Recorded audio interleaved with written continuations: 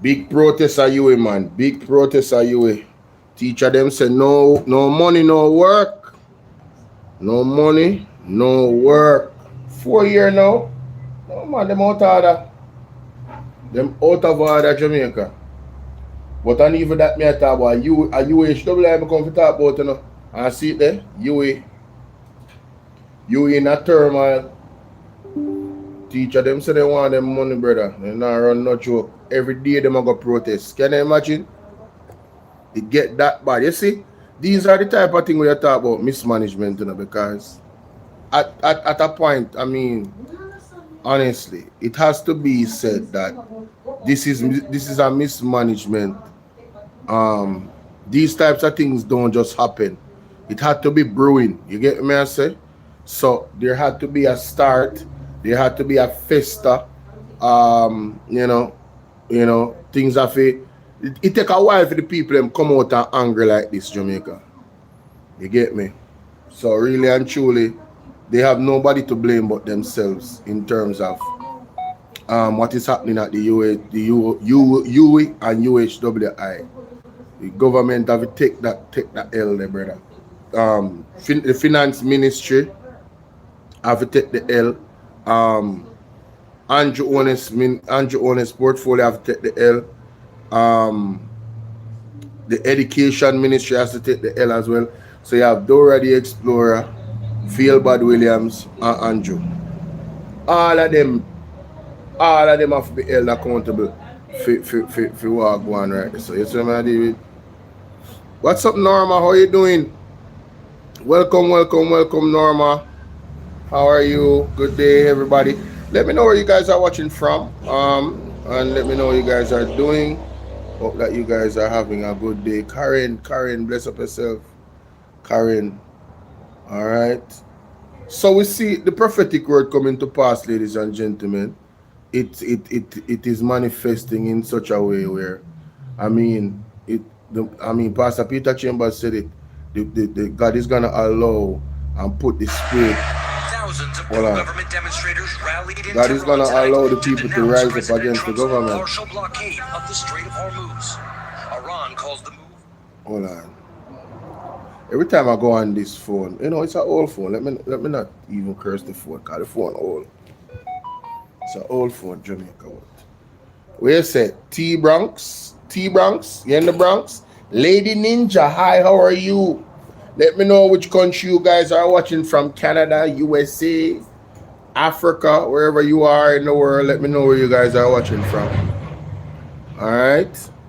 So, here's a couple things, ladies and gentlemen. We have Clarky. How you doing, Clarky? Watching from England, Britain for the first time. Welcome. How is the weather? Cayman Islands. How is the weather there? in Britain? And welcome to the platform. You know, first time you're subscribed. Big up yourself, no man. For the first time, comers, I want to invite you to become a member of the platform, and just know that that's an option. You know, on Bolo VNR 2.0, we have Eve Richards. Hi, Bolo. I'm watching from Bahamas. Is it Bahamas? Oh, Birmingham in the UK. Oh gosh, man, Jamaican lady born. All right, bless up yourself, Eve. Bless up yourself. Good to have you. Appreciate each and everyone on the live. I would love for you guys to remember to hit the like button. Just boop, right up here. So there's a thumbs up button at the top of the screen. All right, everybody. It helps the video to go out. The weather in London isn't too bad, but still chilly. All right, that's good. I've heard that there's been some like difference in weather in the UK. Like you guys are getting more rain than you usually would, right? But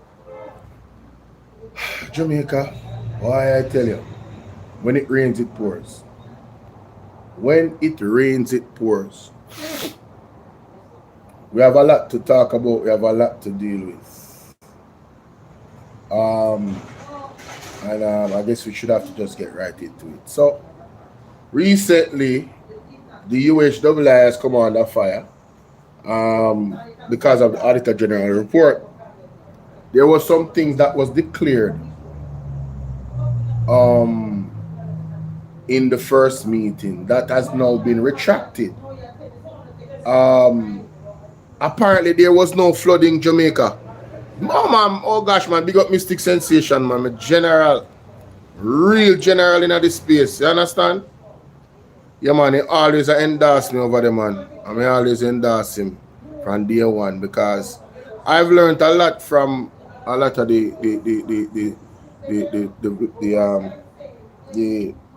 independent. I don't want to say bloggers, the independent journalists on here like Mystic Sensation, Mr. Wayne Lonesome, Andre Stevens, Sulfur, Jamaica Topic, Hot for the Press Document TV, and Isabel Rose, Auntie Jenny,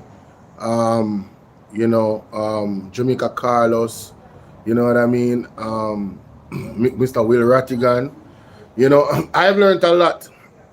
I've got stuff from everybody, like just an understanding of the political history of Jamaica. You know, I've learned a lot from you guys, persons that have reached out to me via my number and stuff like that. My number is public, and of course, guys, just pay attention to Nightbot.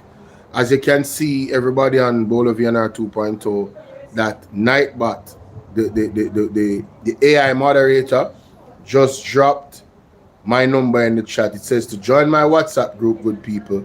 Please text join to 876-451-6535 and I'll add you.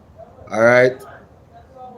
Jackie Miller says watching from Orlando, Florida. No, I don't even have to ask how the weather is in Orlando, Florida. The weather is always great in Florida, right?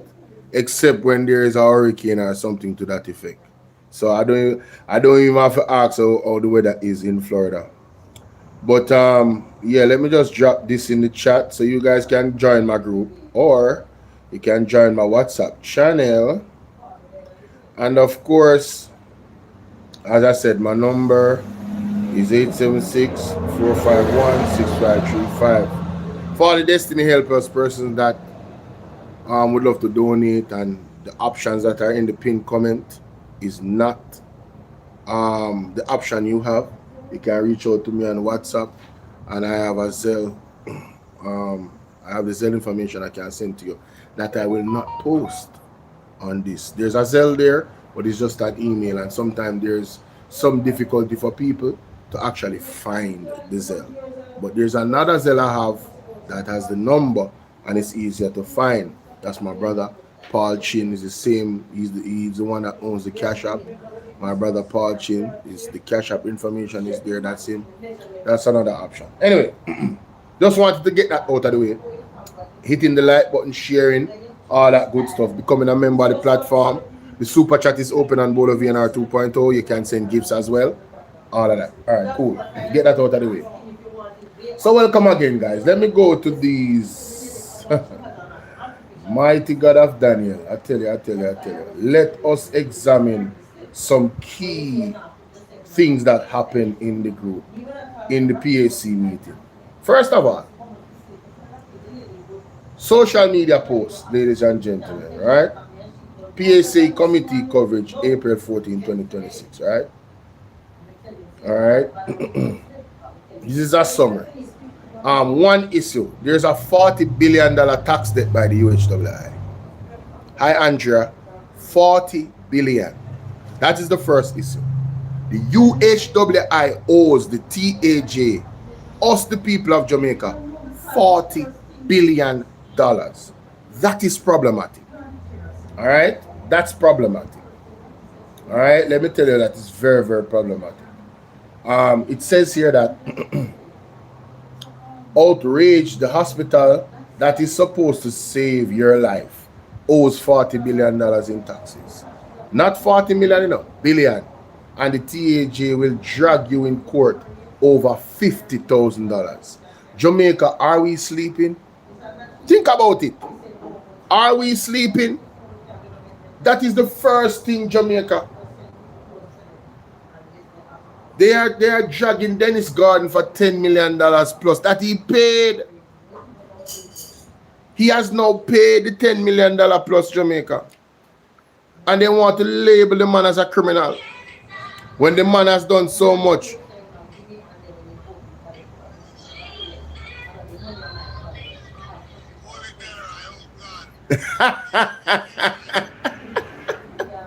You know, so we can't deal with we can't deal with Mr. Dr. Alfred Dawes, you know. Yo, shout out to Dr. Alfred Dawes.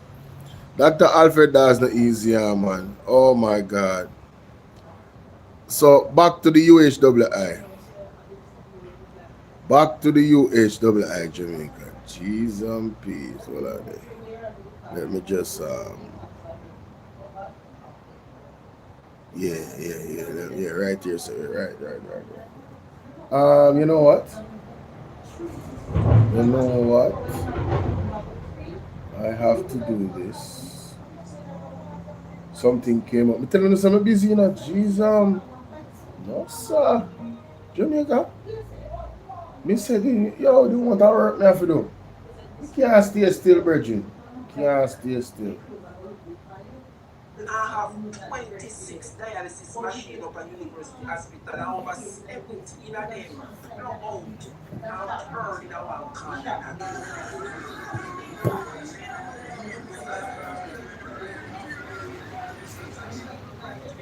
As a boss, 17 of the 26 dialysis machines not working, you know. Hey, Mr. Minister, you don't care about health here. Mr. Minister, health here. All right, done with that. I'm gonna go to here so now. Bluetooth. I'm gonna use my phone. Hopefully nobody not call me. Hopefully no one call. TikTok, how you doing? Pick up on yourself. June. Bless up yourself, June. Tell us me I go live. Me there. So let's go back to these issues, ladies and gentlemen, in regards to the UHWI that has to be highlighted, that came from the PAC meeting. We're going to go to the videos and everything, but let me just read right here because everything was written down, right? So, the $40 billion that is owed, mighty God of Daniel, that is a sore point. Number 2, sarcastically, so TAJ will garnish a market vendors' wages over back taxes, but the UHWI can rack up $40 billion and nobody bats an eye for years. One set of rules for the people and another set for the institution. Got it. Sean, big up yourself. So these are Jamaica real important points about what came out of the PAC meeting. The next thing is this. Calling out Tufton directly, right? You are the Minister of Health. UHWI falls under your watch. $40 billion in unpaid taxes. No valid tax compliance certificate for years. No TCC for years, Jamaica. The UHWI did not have any TCC, tax compliance certificate, for years. How does that go by unnoticed by the Minister of Health?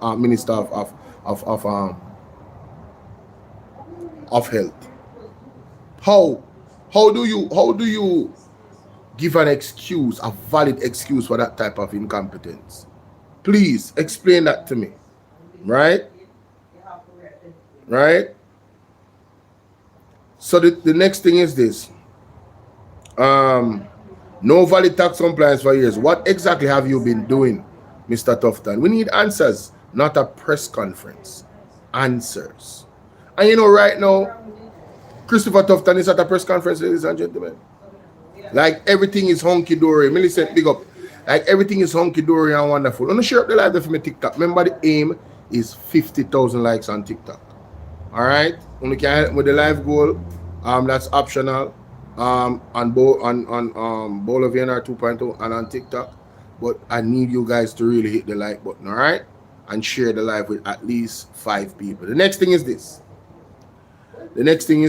Well, we have to go back to this. Not the next thing.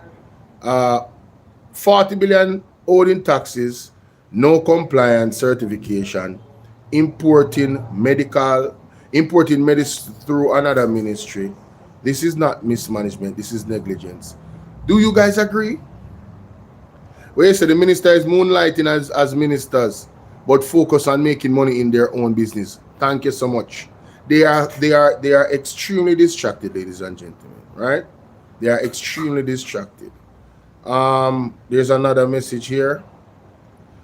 One, factual but devastating. Yesterday at the Public Accounts Committee, Jamaica got a look behind the curtains of the UHWI, and what they saw should disturb every single one of us. The acting CEO confirmed that UHWI owes tax administration Jamaica more than $40 billion in taxes. 18 billion is the actual 18 billion is the actual debt. The rest is over 22 billion interest and penalties. So they owe 18 billion and over 22 billion is interest and penalties, right? That have been piling up for while nobody addresses it. To put that into perspective, Committee Chairman Julian Robinson noted that the 18 billion principal is roughly the same as the government's entire new tax package for the fiscal year. Jamaica, I am glad that we got to this point, because I was saying it last night. Wait a minute. The tax that the government, the new taxes, it comes up to $18 billion. And the UHWI owes the entire amount of taxes that we need for the year. Mighty God of Daniel, put that into perspective, ladies and gentlemen. The UHWI owes more than the amount of taxes required for the budget for this fiscal year. Wrap that round your brain. All the UHWI have to do is pay us the money that they owe us, and them don't have a tax to Jamaica. Mighty God of Daniel, you can't make this up. You cannot make this up. I wasn't sure about it last night, because I was like, wait a minute. Is it 18 billion Jamaican or US in taxes that they want to take from the people with the new taxes? So it's 18 billion Jamaican confirmed.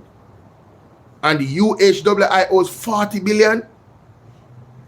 Almost, well, not almost, 2 times the amount that we actually need for the fiscal year. So UHWI can just pay us the $40 billion and we will be good for 2 years without any taxes, more taxes on the people. How about that?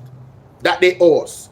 You guys see why it's so important now, the suggestion that the PMP made about the electronic tax system, where businesses that already is paying them taxes, it would be more efficient, so they could not say that they didn't earn any money while they did earn money to pay the taxes that they owe us. You guys see how important the budget speech that Julian Robinson gave is integral in fixing a lot of the problems that we have in Jamaica. Because you have to say, if UHWI owes this amount of taxes, can you imagine other entities? And if they were to pay their taxes on time, ladies and gentlemen, we wouldn't have these issues. We would be able to really rebuild with resilience and build back better. As a matter of fact, we would be able to build for prevention and not just reaction. If these taxes were being collected and somebody was over the people and back and saying, wait a minute, no, 1 year, 2 year, 3 year, 4 year, do you know how much $18 billion worth? You know how much years that take? For pile up. That is a long time without paying the taxes. Right? And it seems what the internal auditor said in the previous PAC meeting, the man said, these things are systematic. He said it's systematic what is going on the UHWI. So it's one big system. Andrea said, now you tell me, oh, Jamaica must run good. Andrew Ones and my friend them run UHWI. What are they? No, but listen, I am saying the root cause of the next PAC meeting is going to be very interesting, because what I want you guys to know is that the gentleman that was the former chairman, the man said him ready to come in front of them. I have not heard from Fitzgerald Mitchell in the news, but let me go to that article for you and come back. Hold on, let me go to that article and I'll come back to this. And I'm going to be all over the place, Jamaica, because we just have to make it flow. You understand what I say? Let me go to the article in regards to, see it here, former UHWI boardman chairman Chai Chong ready to face PAC. So this man is not backing down. And that is a good sign already. Him remind me of Dennis Garden. That is a very, very good sign. Let's read. It says here that former chairman Wayne Chai Chung, who alerted the country to alleged procurement breaches in 2023, says he's ready to face the Parliament Public Accounts Committee. I would accept the invitation if I'm asked, Chai Chung told the Gleaner on Tuesday after the committee approved the move on Tuesday. PAC Chairman Julian Robinson said the committee will formally write to Chai Chung, the current CEO Fitzgerald Mitchell, and former CEO Kevin Allen, inviting them to appear. So the former CEO is Kevin Allen. That's the gentleman on the thumbnail. All three of those gentlemen is who we are here to talk about today, and look into the UHWI situation and the issues that are happening there. The Jamaica Customs Agency has also been summoned, inviting them to appear before lawmakers at the next meeting, which is April 28th. Mark it down, ladies and gentlemen, April 28th. I think I can set the live from now for that meeting. You understand? I think we can do that.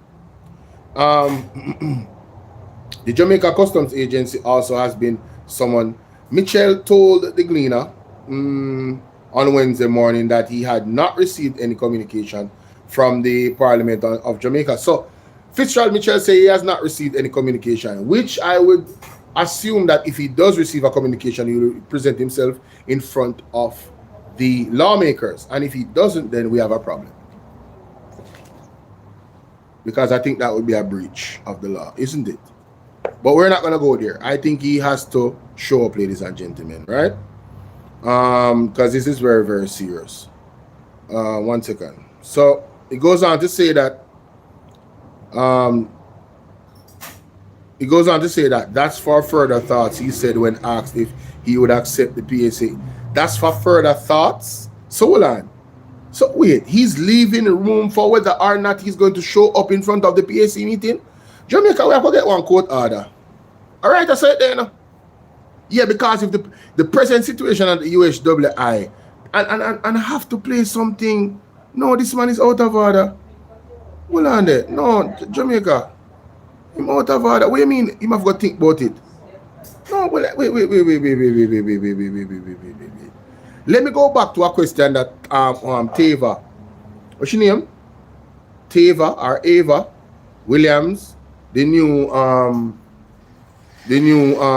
PMP MP that was at the PAC meeting some weeks ago, 2 weeks ago. Let me go back to a question that she asked, because apparently I live in our low land.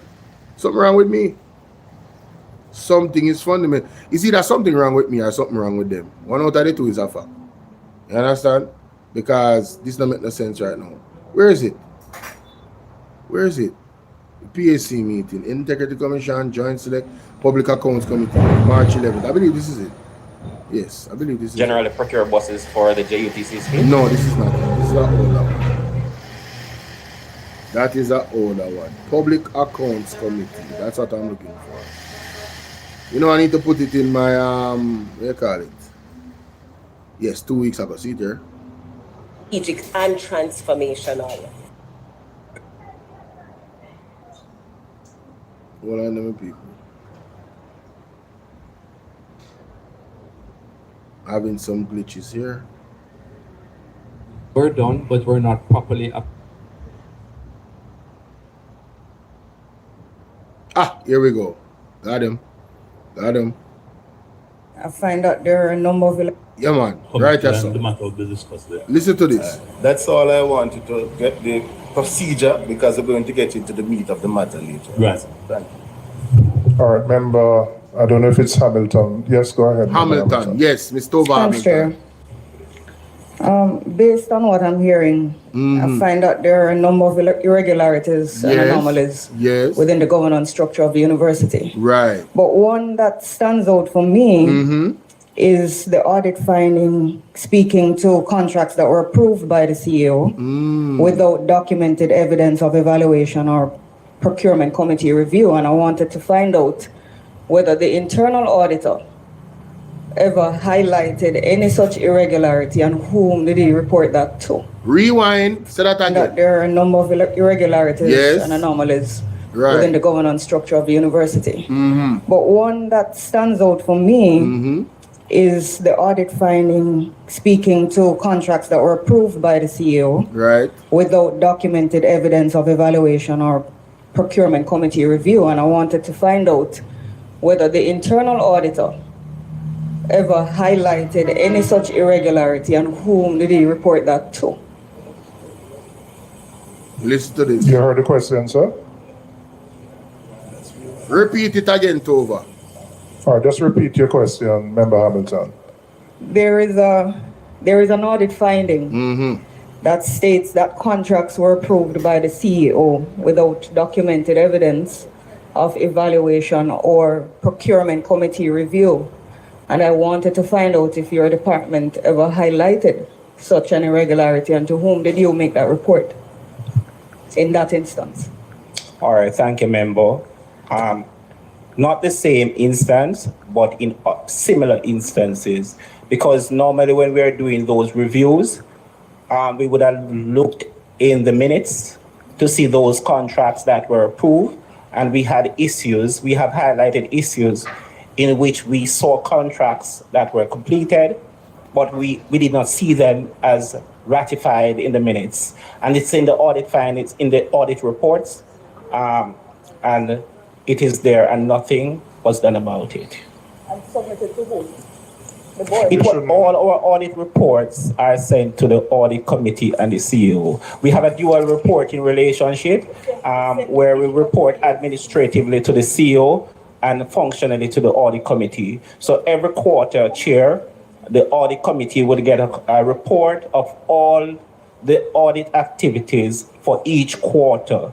And these will also be sent to the CEO for action. Thank you, member. Just a follow-up. So you're saying that in that particular instance where the CEO, there's an issue with contract approval by the CEO, that such a report was also sent to the CEO for action? Not specifically speaking to that particular issues. I'm saying, member, that were similar issues. But that is what you're saying would happen when you have a report about an irregularity. It goes to the CEO and the chairman of the audit committee of the board. Yes, member. For action to be taken. Yes, member. Member Morrison? So, whichever timeline this is, whether it's Fitzgerald Mitchell or the other brother, Mr. Allen, how in a God's green earth the CEO for breach, but the procedure is that the CEO gets the report of his own breach or her breach and supposed to correct or put things in place to stop himself from breaching. Make it make sense. And that's why it bothers me when I hear this man, Fitzgerald Mitchell, in this article, suggest that he's not sure if he's going to go in front of the PAC meeting. What do you mean? And there is reports of breaches of CEO in the Auditor General report. No. It's not a situation where it should be optional, in my opinion. You should be compelled or demanded to come in front of the... See it here? That's for further thoughts, whether or not he's going to go to the PAC meeting, if he's formally requested to do so. No. It goes on to say, after the audit report was released in January, the hospital announced that Mitchell went on 3 months leave to facilitate an independent investigation at the region's premier teaching hospital. You hear that?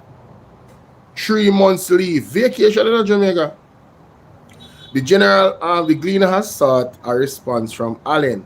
The PAC's decision comes as lawmakers intensify efforts to obtain critical information linked to findings in the Auditor General's report, the Auditor General's Department report.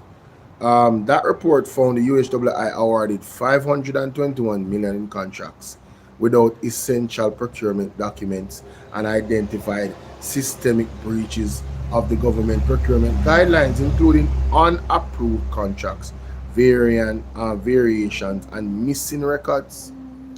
Missing records, Jamaica, the 22 files.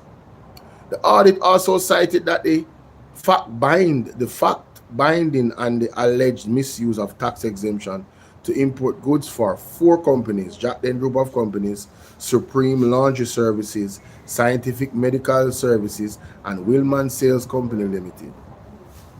Jack Den is led by MP Dennis Gordon of the opposition People's National Party. The report released in January made no adverse findings against Mitchell, Allen, or Chai Chong.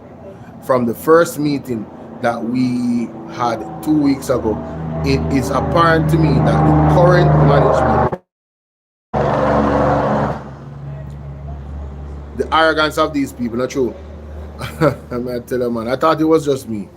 For the first time, blah blah blah blah blah. Oh, it is apparent to me that the current management of the university hospital is not in a position to answer many of the questions that we have related to the operations of the UHWI. Robinson said during the UHWI's second appearance before the committee on Tuesday. Chai Chong, who served from November 2022 to December 2023, when he resigned, had previously defended his tenure, arguing that his brave board sought to implement reforms aimed at strengthening the governance and operational efficiencies. Hey, me say, Tufton I go come under fire next meeting. You know? Tufton is going to come under fire the next meeting in Jamaica, because this man wrote in an article his account of what really happened versus what Tufton said happened. Zine, and from you hear him come on him ready. It's going to be very interesting. So April 28th mark the date. In a statement issued after his resignation, he pointed to long-standing internal weaknesses, including alleged procurement irregularities, suspected payroll fraud that led to arrest, and major deficiencies in billing and collection, where more than 30% of potential revenue was either written off or not collected. Jamaica, let me read that again. Let me read that again. In a statement issued after his resignation, this is Chai Chong, you know, he pointed to long-standing internal weaknesses, including alleged procurement irregularities, suspected payroll fraud that led to arrest, and major deficiencies in billing and collection, where more than 30% of the potential revenue was either written off or not collected. Can you imagine? 30%, Jamaica. 30% of any business can kill the business. The lack of collection of 30% of any business can severely hamper the business's ability to function. 30% not collected or written off. Health and Wellness Minister Dr. Tufton, who dissolved the board after Chai Chong's departure, cited a clash of personalities and dysfunctionality among the reasons for the move. Chai Chong, however, insisted that the disagreement were over his board attempt at reform, including hiring a top-tier professional from a board as CEO. Yes, remember the story? Jamaica, all of this is going to come out of the mouth of Chai Chong at the PAC meeting April 20. I am loving this.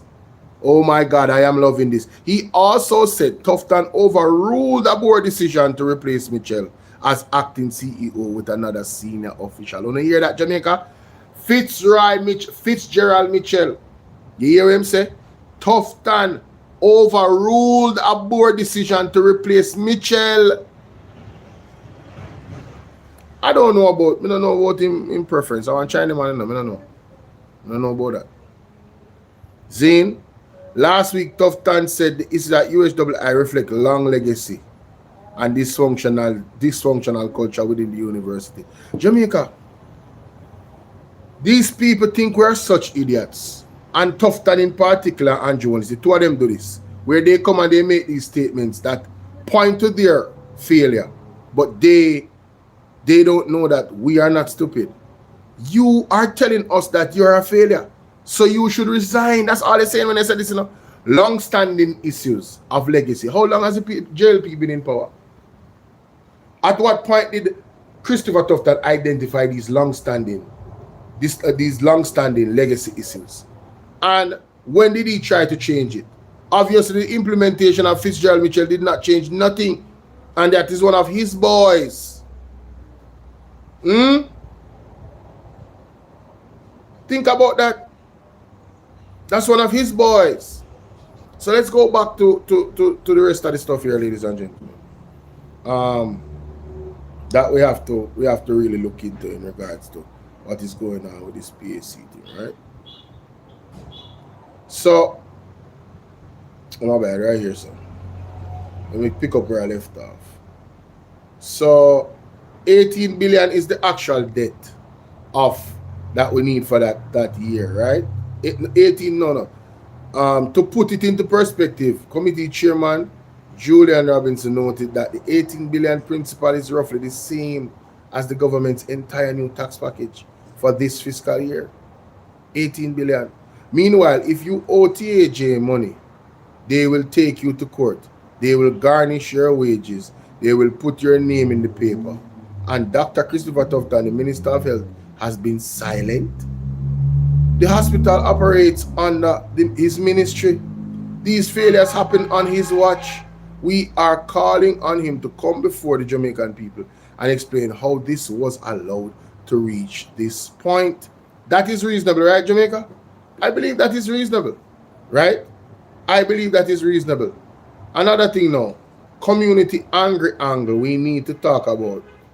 The ordinary Jamaicans, taxi operators, market vendors, small business owners get hauled before the courts by TAJ. Me tell you, so them always put them foot on the smaller man neck, But the big corporations, they have big friends. They get away with murder, Jamaica.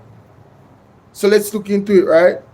We get hauled in front of the courts by the TAJ for tax debt that are a fraction of what UHWI owes, right? Committee member Lowton Cousins raised it yesterday. He said it plainly. The same institution that is supposed to care for poor has been ignoring a $40 billion tax obligation while regular people face legal action for far, far less. This is not just about money. It is about who this system protects and who it punishes. There you go. We want to hear from you. You understand? We want to hear from only Jamaica. We want to think about that. I know this is a lot and I'm piling it on, but you don't know time. Time, Jamaica. Time. All right, so this is what the UHWI owes, right? No typo, no rumor. Confirmed at the Public Accounts Committee yesterday by the hospital, owing hospital's own acting CEO. The hospital had no valid tax compliance certificate for years. It was using its private wing certificate instead. Dr. Tufton, you run this ministry. How did we get here? That's a question for Dr. Tufton, right? Next, all right, that good. Sarcastic, a Canadian consulting firm paid US $93,000 before the contract was even signed. Delivered a draft, not a final. A draft. No, you have to really soak in these realities. Everything I'm saying here is facts, it was just listed. Listen to this, Jamaica. Oh my God. They paid a Canadian firm US $93,000 before the contract was even signed, right? They delivered a draft, not a final report, a draft report. Thank you so much, Miss Jamaica, honey. They delivered a draft report, Jamaica. Over a year later, and nobody at UWI could tell the committee who these people even are or what qualifies them. But sure, everything is fine. Can you imagine? They don't know who The company is in Canada. They don't know if they're even qualified to do the job that they're paying them for, but they gave them US $93,000 before a contract was even signed. Something is fundamentally wrong here, Jamaica. Something fundamentally wrong here, son. It's not even a joke. Right? We need to find out who are these people. Lady love, how you doing? We need to check who are the connection between the company and the person who paid.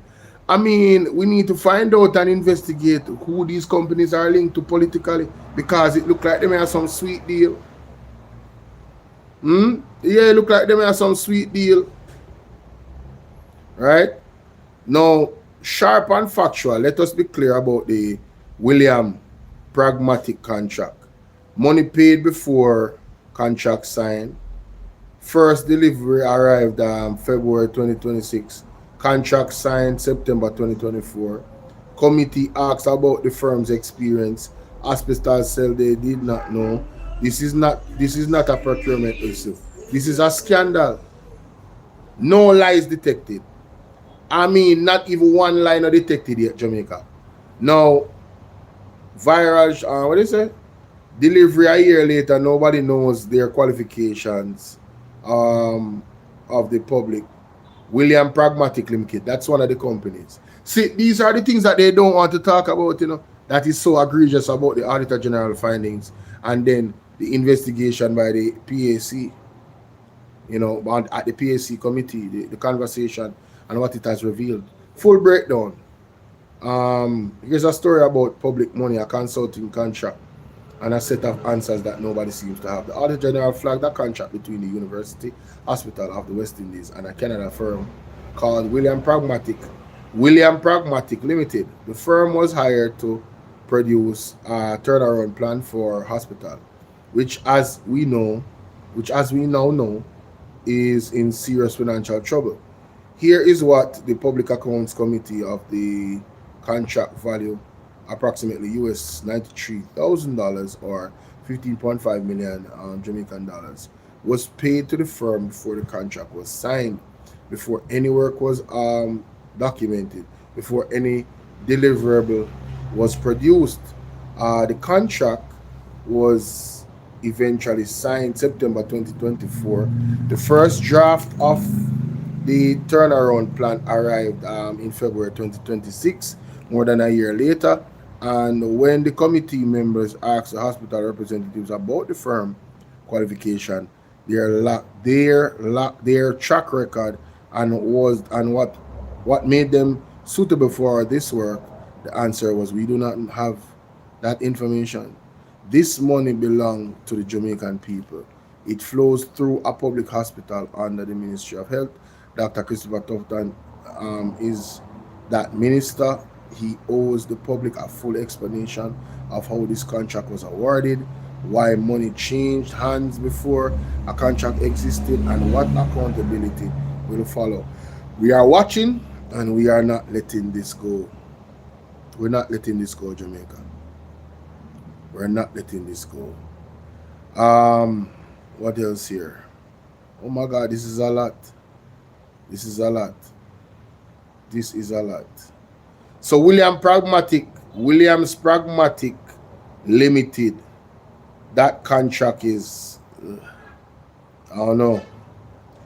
UHW have a lot of things to answer to. All right. Yeah, follow the money. I have to do that. No, this a part of now Jamaica. Jesus, Father God help me. We're gonna be here a while. Make me sit up for this one, Jamaica. Woy, woy, woy, woy. Woy, woy, woy, woy.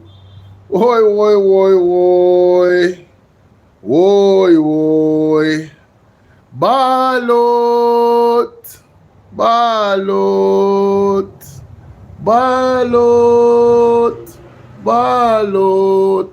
Jamaican people. Ballot. Jamaican people. Ballot. Miss Clark says, I am qualified in the procurement and finance. What's going on in Jamaica is blatant fraud by fraudsters. Jesus. Not my word. Not my word, Jamaica. That is Miss Clark right there. From England, from London, England.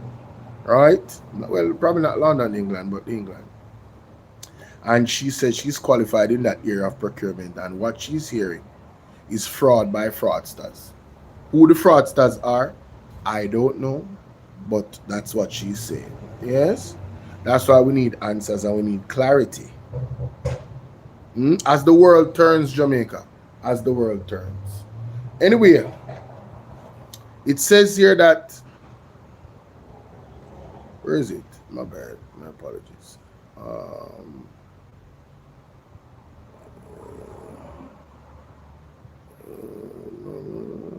Oh, yes. Yes, UHWI built a car park. Security guards collect the cash, no proper receipt system, no way to verify all the money is being collected, but do not worry. They plan to fix it by midday. Because apparently, building a revenue collection system is something you do after the money starts to flow.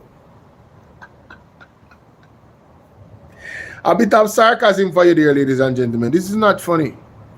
This government is so backward. I mean, the things happening under them is so backward. It's unbelievable. It's unbelievable. You know what I remember Mark Golding said he would do when he comes into power? A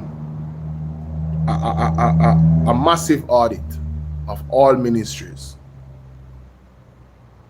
All ministries, identifying the problems that are there and then fixing them.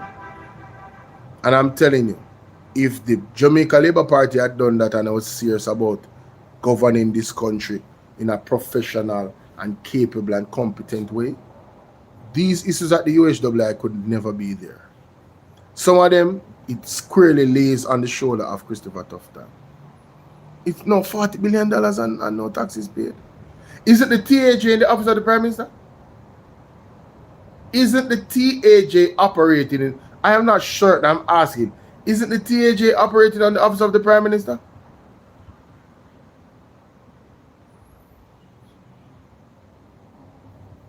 Anyway, factually and sharp, 65% of contracts at UHWI were awarded through direct single sourcing. That means nearly 2 in every 3 contracts bypass competitive bidding entirely. Security dietary services, civil works, and no, so it bypassed competitive bidding, security, dietary services, and civil works. And they are only now going through proper cabinet approval. Yeah, after 10 years. And them still want to blame the opposition. Just give the opposition the country to run so you can blame them if anything goes wrong. How about that? It is so unfair and impractical for these people to blame the opposition for what is happening while they are not in government. Mighty God of Daniel. We're calling out Christopher Tufton. 60% of contracts at your hospital are awarded without open competition. A car park collecting cash with no proper accounting system. Contracts for security and food services not properly approved. How long has this been going on under your watch? Under his nose. Under his nose. Let us talk about a car park, because sometimes the small things reveal the biggest problems. This is true. The University Hospital of the West Indies has a new car park. Patients and visitors collect a ticket on entry and pay an hourly rate. When they leave, right? Fine, normal. Except right now, the security guards are the ones collecting those payments, and the system used to verify the revenue, right? So physical paper slips, manual audits, you know, the hospital itself admitting that this system is not robust enough. Committee members noted that under this arrangement, there is no reliable way to confirm that all the money collected is actually making into the hospital's account. Anthony, how you doing? They don't know if they're getting the right amount of money they're supposed to get. And even if they're not getting the right amount of money they're supposed to get, they don't know if persons are taking that money. Imagine you're stealing from somebody 2 times. You decide that, you know, this is what I'm not saying that this is happening. You know. I'm saying this is the possibility. There's a possibility of this happening. Like, it's highly possible if you lock a woman and a man in a house together and they're and they can't come out, you know, and them have food and water, anything. The possibility is that they're going to procreate. Yeah, they're going to get together. You know, if they're heterosexuals, they're probably going to start touching each other and kissing each other. I'm just saying. That is a possibility. A high probability. A high possibility of happening. They locked up, they got food, they can't escape. They start telling each other about each other's you know, leaning on each other for moral support and all of that. Well, this is the same thing with the security guard now, getting the money in his hand. Imagine the security guard having child and they need money for go to school, and him don't have it. The money we want make enough, you only can pay the rent and pay the water. And the security guard say, well, I'm collecting all of this money. Let me dip in the cookie jar. Him dip in the cookie jar, and then even after dipping in the cookie jar, him still flat. And him carry the money now to go report say this him make. And still take some more money out of that. Because him need a bus fare for go home and pay for your lunch. Listen to me. The possibilities are endless in siphoning off the money. Because it's going in the security guard hand and nobody knows how much money is made. We're talking about a premier facility that traffic come through, high amount of traffic. And you have to pay for parking. Thank you so much, Clarky. How the hell can the security be collecting the money for the car park? And them arrest the JUTC driver for pocketing fare. Thank you so much. That is an excellent point. Sir, bless big up yourself. That is an excellent point, Clarky. Them lock up the JUTC driver. See? Them lock him up, you know. Lock them up, you know. For collect bus fare, you know. Right? And I rob JUTC, you know. But you're telling me that there has been a system for years that them can't even lock up a security guard because them don't know. JUTC actually better. Them have a system so they could have find out if them get robbed. These people don't even know if they're getting robbed. Make it make sense, Jamaica. This all happening under Christopher Tufton watch. Andrew Holness. Squarely to be blamed. Mighty God. Let's continue. It says here that bypass competition, blah blah blah. Handing out contracts without process. Hold on, they look like we're going past the thing, man. I will leave a point I said right down in Jamaica. You have to bear with me now. We were this is very detailed. Very, very detailed points right here. Yes, I believe it's this. Yes, right here, so. Yeah, the physical paper slips. The hospital itself admitted that the system is not robust. Committee members noted that under this arrangement, there is no reliable way to confirm that all the money collected is actually making it in the hospital's accounts. But the car park story is really just the surface. The deeper issue is this. The Auditor General found that 64% of all contracts at the UHWI were awarded through direct single sourcing. That means that the majority of the contracts for security, food services, civil works, ground maintenance, bypass open competitive bidding entirely, and many of these are only now being submitted for proper cabinet approval.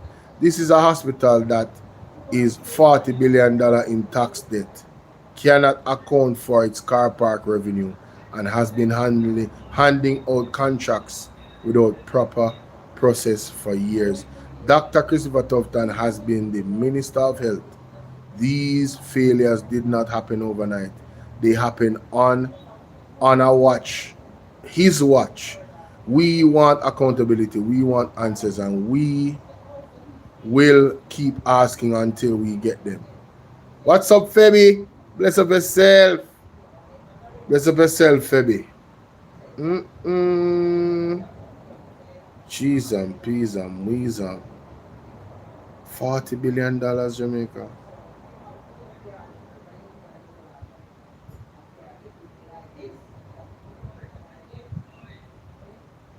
I love this.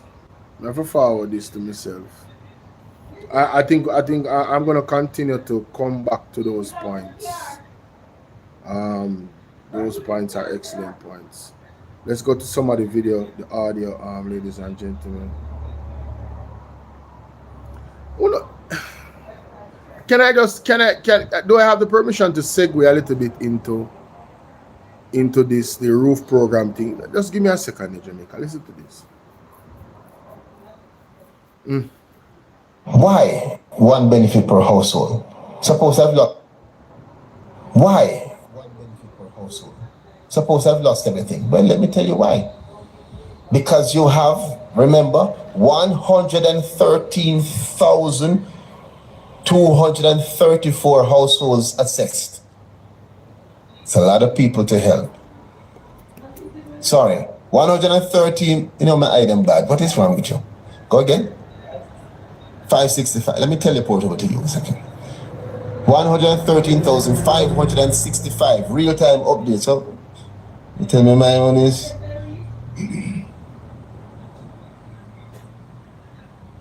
Okay. This phone is on Finland settings, and my apologies. I'm gonna fix it. Why one benefit per household? Suppose I've lost everything. Well, let me tell you why. Because you have, remember, 113,234 households assessed. It's a lot of people to help. Sorry, 113, my item bad. What is wrong with you? Go again. 565. Let me teleport over to you a second. 113,565 real-time updates. So, you tell me my own is.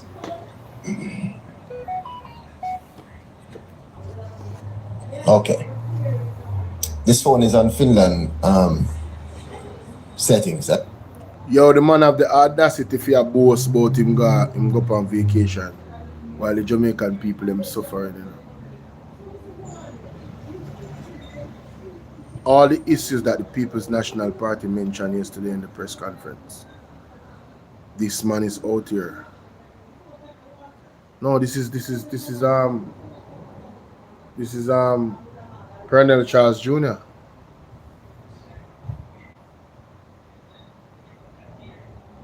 Oh, I know the UK doesn't play when it comes to politicians. You guys don't play if you run them way. I really wish that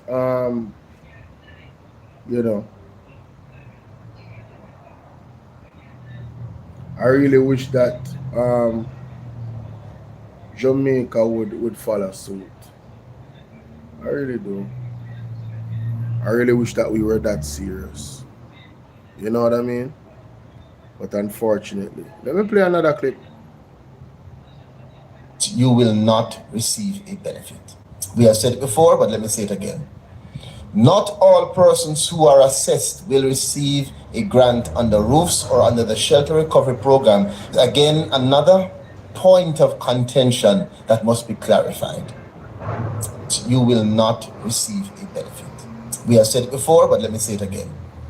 Not all persons who are assessed will receive a grant under roofs or under the shelter recovery program. Again, another. Jamaica, want to hear that? They are assessing people that they are not going to help. Wow. The government is assessing people that they are not going to help.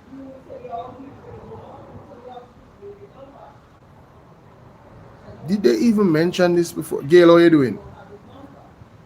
Celine, they are assessing people. Cookie, big up. They are assessing people that they are not going to help. You know, sir, let me come off of this cause this I get mad, you know. Yeah, I mean, Why? Yeah, me no. I better Jeff. So me I start stammer there already. How about this?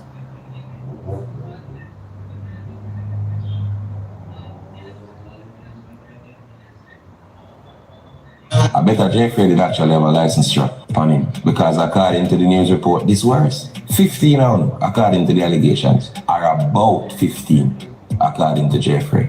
Rush one man. And the 15 now, matter of fact, the way I shame for now, me I broke it down. 10 now, rush one man. And a one man in the crowd have a strap. I make the one man take away a strap from the 10 now and put on shot fire. One of the worst embarrassment. But I never want that to happen to me. It's for me lose my weapon, whatever it is. A man take away my weapon and cut me. Me shame, much less take away my gun and shoot me. You mad? Me that run him down and beg him to kill me. You mad? Finish your job, bro. Me a waste man. Something not add up in a story. You know? Something not add up. That's what I better Jeffrey did. Yo.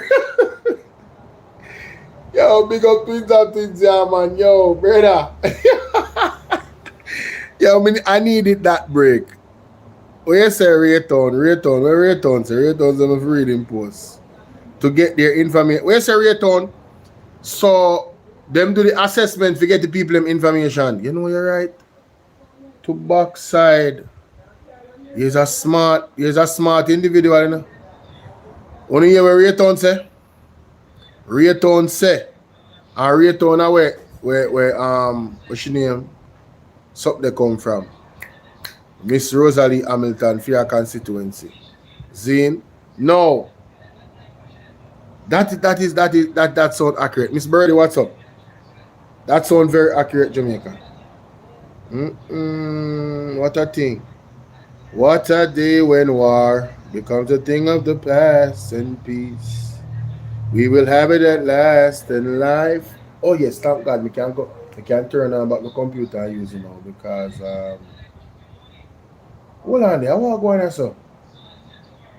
This is Onyx Bangarang. Dre Brian have them, you know. Hey. Dre Brian has some clip I never see yet. It looks like when I council meeting them.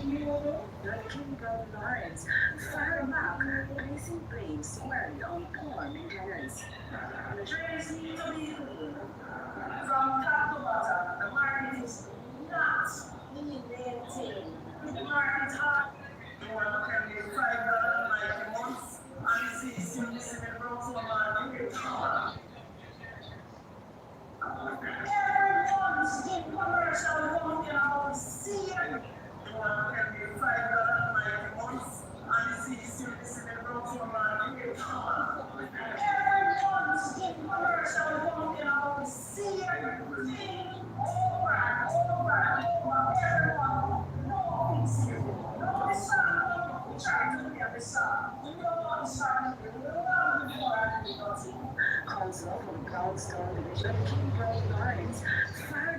When this happen?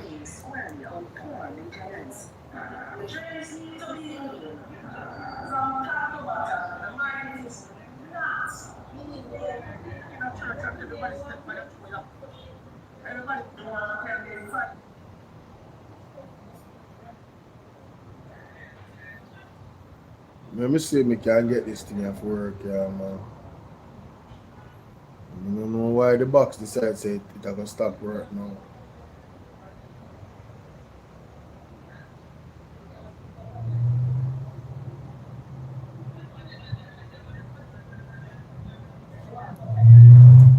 Alright, it work now.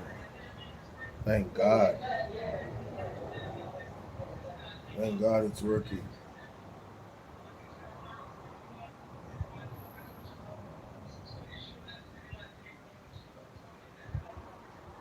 See it, huh?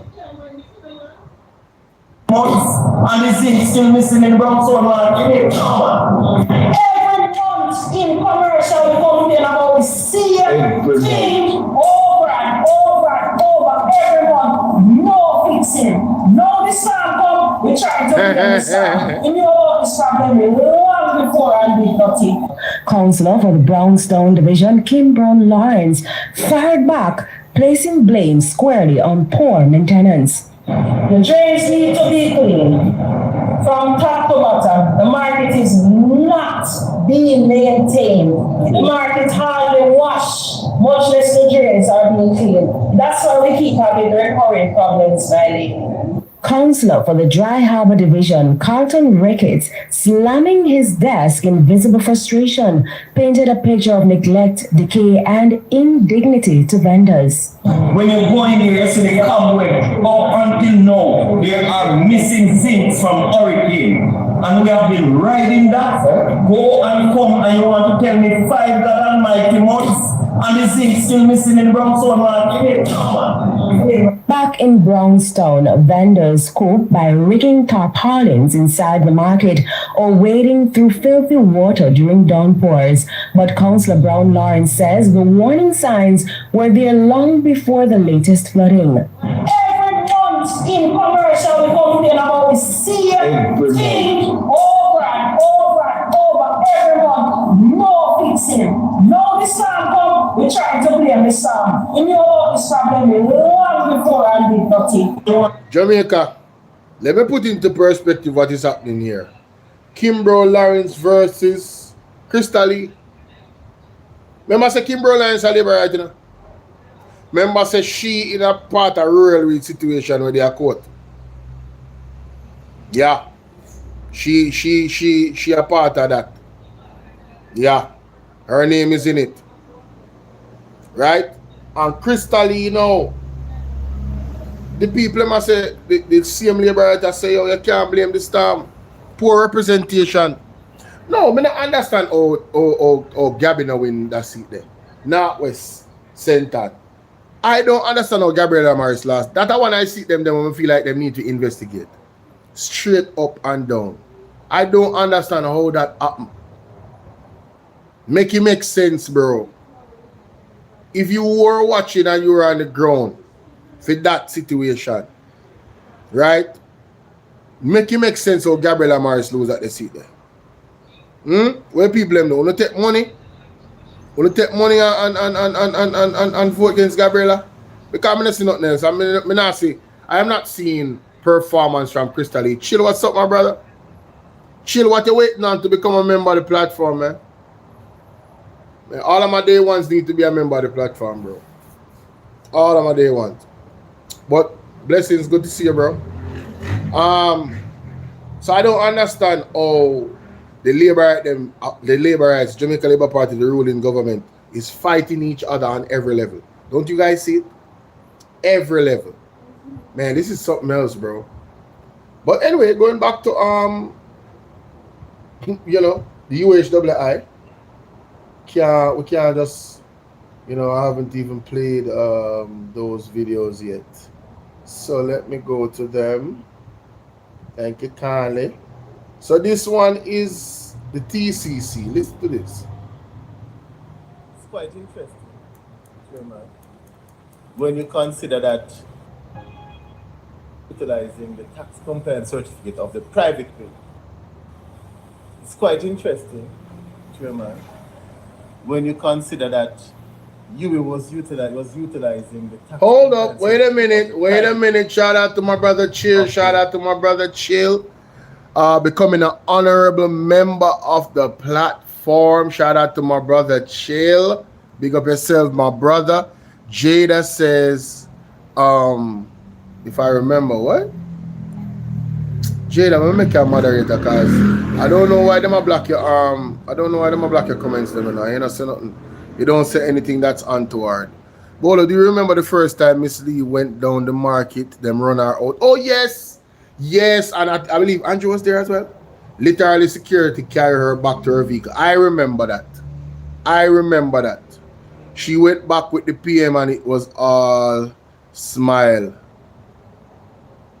Oh, she went back with the Prime Minister and it was all smiles. Man, listen, I don't know what's going on with that.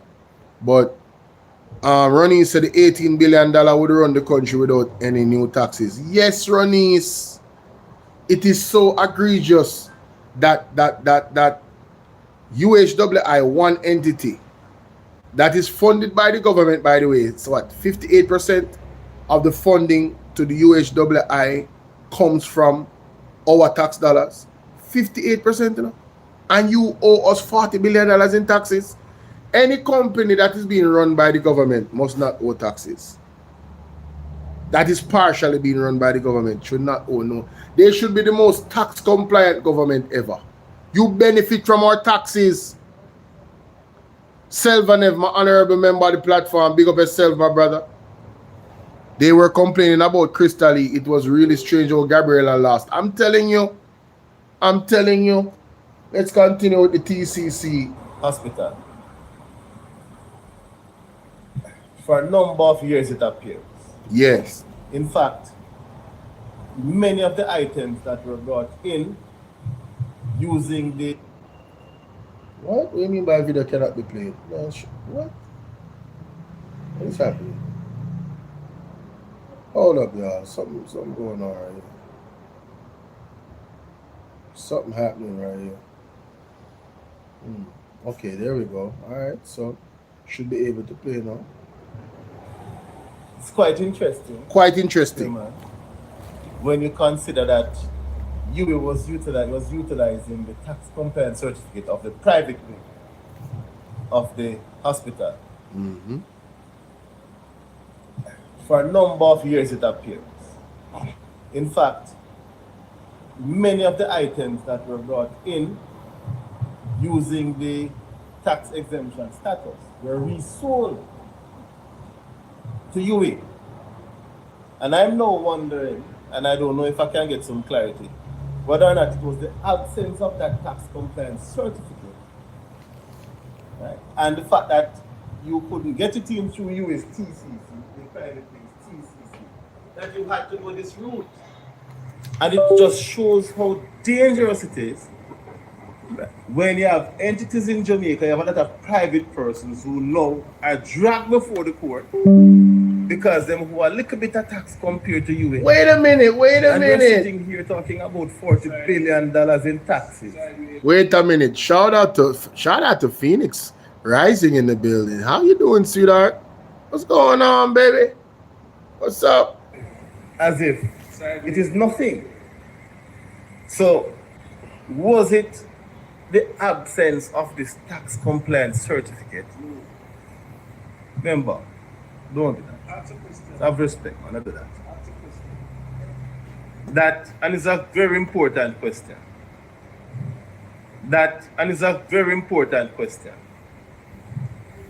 Because now, hearing that there was no TCC, it causes me to wonder if this is a loophole or a lacuna that was employed by UA to import items, and now when these individuals and their companies are called into question, they're being thrown underneath the bus.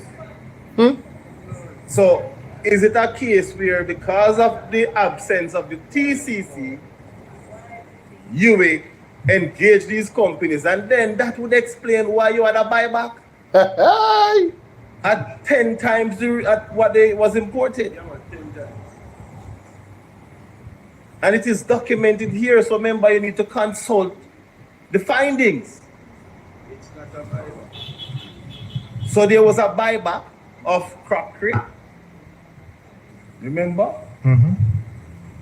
And you have 4 companies, not just one.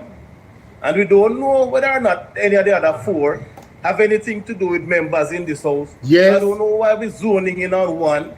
And the one in question of the 4 did not make any attempt, and you can confirm, to sell back anything to you. Yo, me say, big up Mr. Cousins. Because we have to beat this spine to woman now.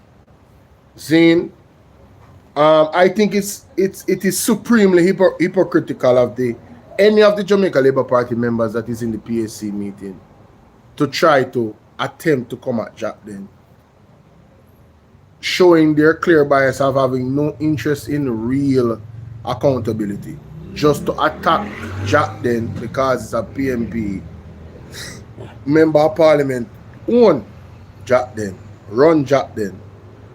Zane, because when you look at all the other contracts, Mr. Lowton Cousin make a great point. They don't have a TCC, a tax compliance certificate, the UHWI. Could it be that because they didn't have it for years, they said, listen, we're going to use these entities to buy stuff? Could it be that that was the agreement, ladies and gentlemen? So right now, we're going regular date. Right now, I cannot even attack any of the companies. I cannot even look at any of the companies in any funny way because of this new development coming out of the PAC meeting. How can I? Because of the point that Mr. Cousin just made a while ago.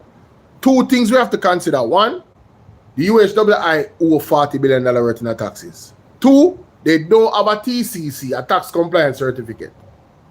So now they cannot order anything because of that. So is it possible that they used other companies to order things for them because they didn't have a tax compliance certificate? Jamaica, that is a very good question. And we have to take a step back now and say, wait a minute. Did the companies do anything wrong? Did Jack then do anything wrong? Did the other companies do anything wrong? Because if it is indeed true that that is the reason why the UHWI decided that they are going to use these other companies to purchase stuff, well, that means they're operating in such a way that, you know, are just free for all type of vibe. Zine, and Jack then is a partner of the UHWI. It is confirmed in the PAC meeting yesterday. Some of the things that Jack then do in terms of services for the UHWI. All right, so this person, obviously. How are you still here? Somebody say I'm justified. Oh, the reason why you're still there because you never really sent nothing out of the way. Somebody did lawyer. You're labor, right? All right. You can't. That's your opinion. You can't say anything. But that opinion is foolish. This is what you call ventilating all the facts surrounding the UHWI. It doesn't fit your narrative. So you are upset. You understand? No, Jack, you mean the man accept fault because the man is a man of integrity. The man is saying, we were not aware that we broke any law. And okay, if we did, may I pay the money? That's what Jack then said. You understand? Who that? Sydney? Sydney, you have to give me some time for flow today, you know. Because I'm a whole person for cover. I never even let up nobody. What are you? Right? I be in a WhatsApp. So, that are the first thing. Those are things to consider. Is it possible that those companies really was helping out the UHWI and them come to some type of agreement? And that's why they buy back the stuff them from them because the UHWI really is the one that wanted the stuff. Imagine this company the big old UHWI don't have a TCC, a tax compliance certificate, and persons want to act as if this is not something that is significant, new information to ponder. We're not here justifying anything. We're asking critical questions. Boss Lady Sue, how you doing?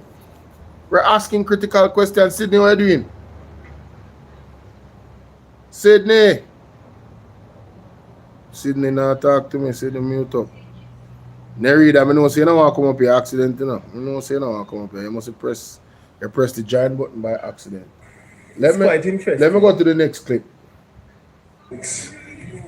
So, Mr. Hosting, you're saying you'll provide for us a breakdown of the outstanding taxes in terms of what employees have remitted, not paid over, but you're categorically stating that no person has been denied a benefit because of the outstanding amounts.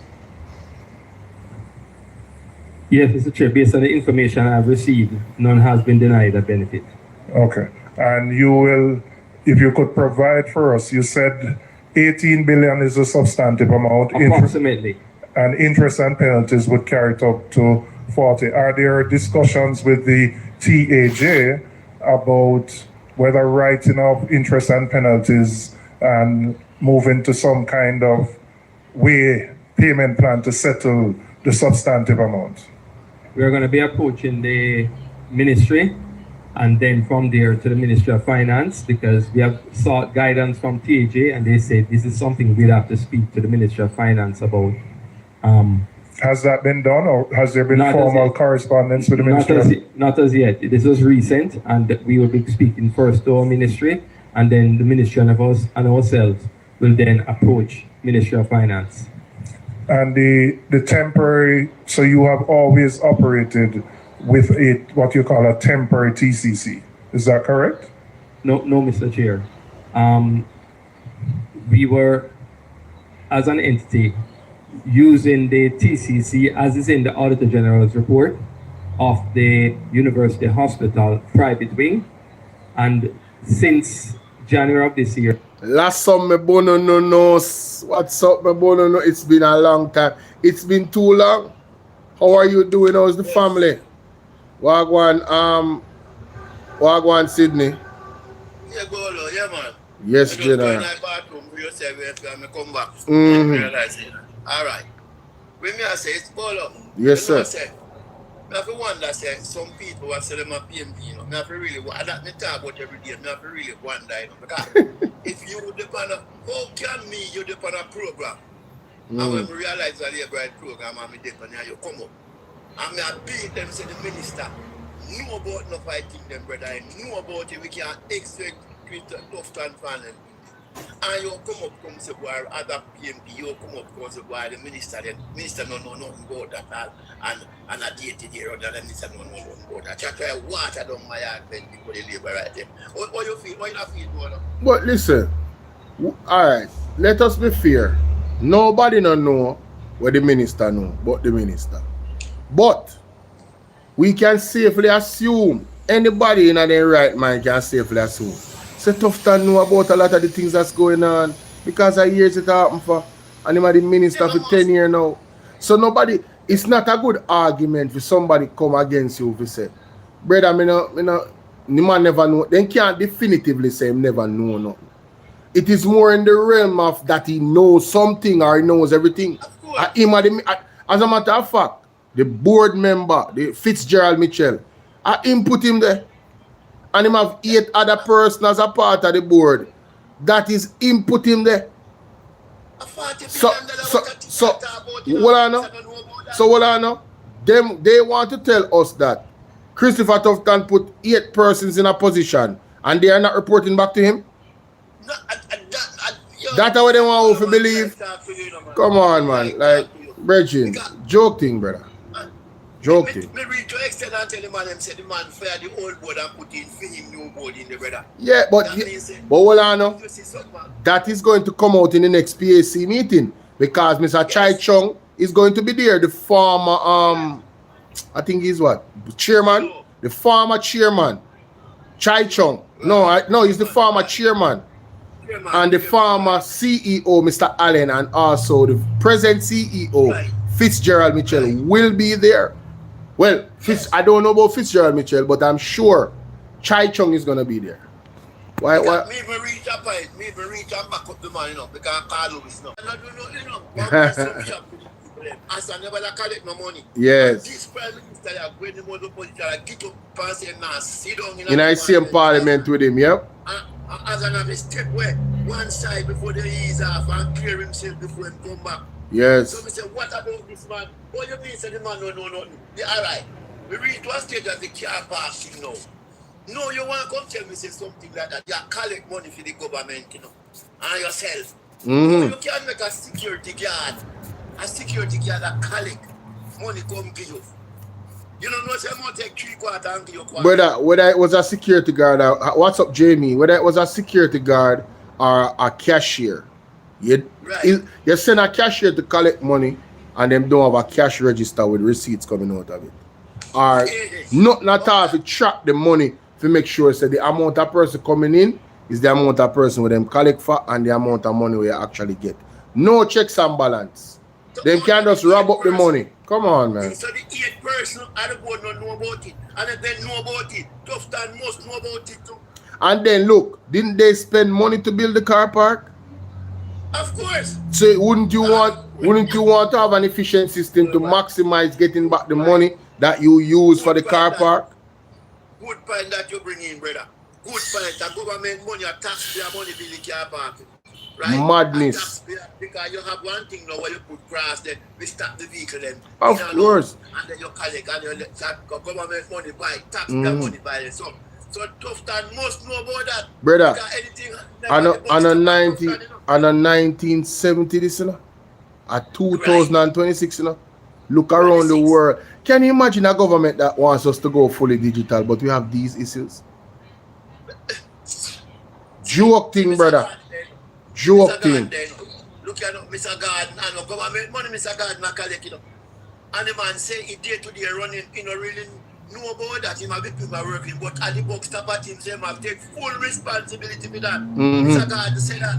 Jody make a good point. Jody make a good point. Jody say, this is the same thing happening at JUTC. That's why there is so much loss. Mighty God. Mighty God. And you come now, I come water down my argument now. I come water down my argument now with the labor where them a laugh like say me a fool. But you mean say Tufton don't know about them or something? They don't let the board member have a report back to Tufton too. And Tufton must hear about that. Because I must drive. Brother, listen to me. There's no escape of accountability for Christopher Tufton. If he comes to us and says he doesn't know, it means he's incompetent and he needs to resign. If he comes to us and admits that he knows, that means set him to resign because he allowed these things to happen. There is no excuses. No excuses, brother. This is incompetence. Paulette, how you doing? Crazy. Crazy. But let me play the R there. Hold on. Yeah, man. Yeah. We have been importing items through the Ministry of Health.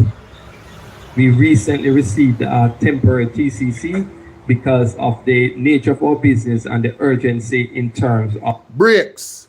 Jamaica, how is the UHWI importing items through the Ministry of Health? Christopher Tufton must know about that. Christopher Tufton must aware. And let me ask Christopher Tufton, were you aware that the UHWI was importing things through the Ministry of Health? Were you aware of that, Christopher Tufton? Please come tell me now. Let's continue. Of the medicines and so on that we need to import into the island and the speed at which we need to get it in. So how long has the hospital been operating without its own TCC? I don't have a date, Mr. Chair, but it has been for a long time. Could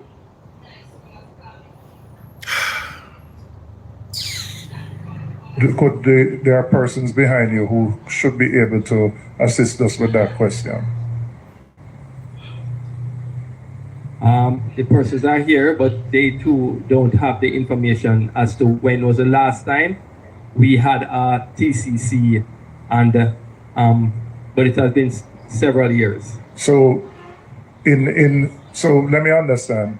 Without a TCC, does that prevent the university hospital, for example, for importing items on its own behalf?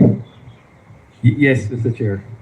So would that give rise to the use of the tax-exempt status to be provided to third-party companies to import items on behalf of the university hospital? My apologies, Mr. Chairman. I was a little distracted by some... Members, please. But if you can repeat your question. The JLP, them over there try to intimidate the man. Question is, without a TCC, can the University Hospital of the West Indies import items on its own behalf? No, Mr. Chair. Okay, so it is very important to find out how long the university has been operating without the TCC. And my follow-up question is, given that you are unable to import items on your own behalf, would that give rise to the use of the tax exempt status being provided to third-party companies to bring items in on behalf of the university hospital? No, it should not. It should not. Under no circumstances. Oh. So it should not. Thank you so much, Chantel, for the friendship necklace. I didn't even see it. Send more next one. I want to say it. But when I say Jamaica, it should not happen, but it happened. Whose fault is it? Whose fault is it that it happened? It goes back to the board. It goes back to the CEO. It goes back to the chairman. It goes back to them because it could not have been done without them. Jack then couldn't go and give themselves this what you call it, this tax exemption. He couldn't do it. The other companies them couldn't do it neither. It goes back to them. And the fundamental thing enough people need to understand, this goes to the UHWI and also Christopher Tufton, the Ministry of Health. Can you hear the man say a while ago, so they have this temporary TCC and they had been, using the Ministry of Health to import stuff. Jada says the Ministry of Health in Jamaica can import goods duty-free and generally enjoy tax exemptions, including GCT on essential medical supplies and equipment. It looked like a copy and paste that. Thank you so much for that information. How comes the UHWI owe $40 billion in taxes and I can't owe 1 cent? Egla Fletcher, listen to me. That is a damn good question. That is a damn good question. But there's more of the audio. Hold on. Should the hospital use its tax exemption certificate to import items for any party, third party, even another ministry or anything? It must only be solely based on the requirement. It is supposed to be only for the use of the hospital and items purchased by the hospital. All right. How long has the hospital? No, what is someone that not really realize, The hospital couldn't purchase the item then. So the purchase went through those companies. It appears that that's what happened, and then they give them the tax exemption. I'm basically buy it from them. Because of them did really want to buy it. And that it's so like, Wesley Bailey, my number is 876-451-6535. WhatsApp me. Yes. Hold on. Hold it out. We only have about 30 seconds left. Hold on. Been using the TCC of the private wing of the UHWI for? As I said, Mr. Chair, I'm unable to say how long. It has been several years. And I can get that date for you. Yes, that's important. And I can also, and as I said, I will do that. Okay. Member Cuthbert Finn, then Member Brown. Yes, Mr. General, what you say now? Yes, even if Mr. Garden ever pay back that $10 million, it would mean no problem because you're doing business and you ask for when you again what you ask for, when get have to pay back.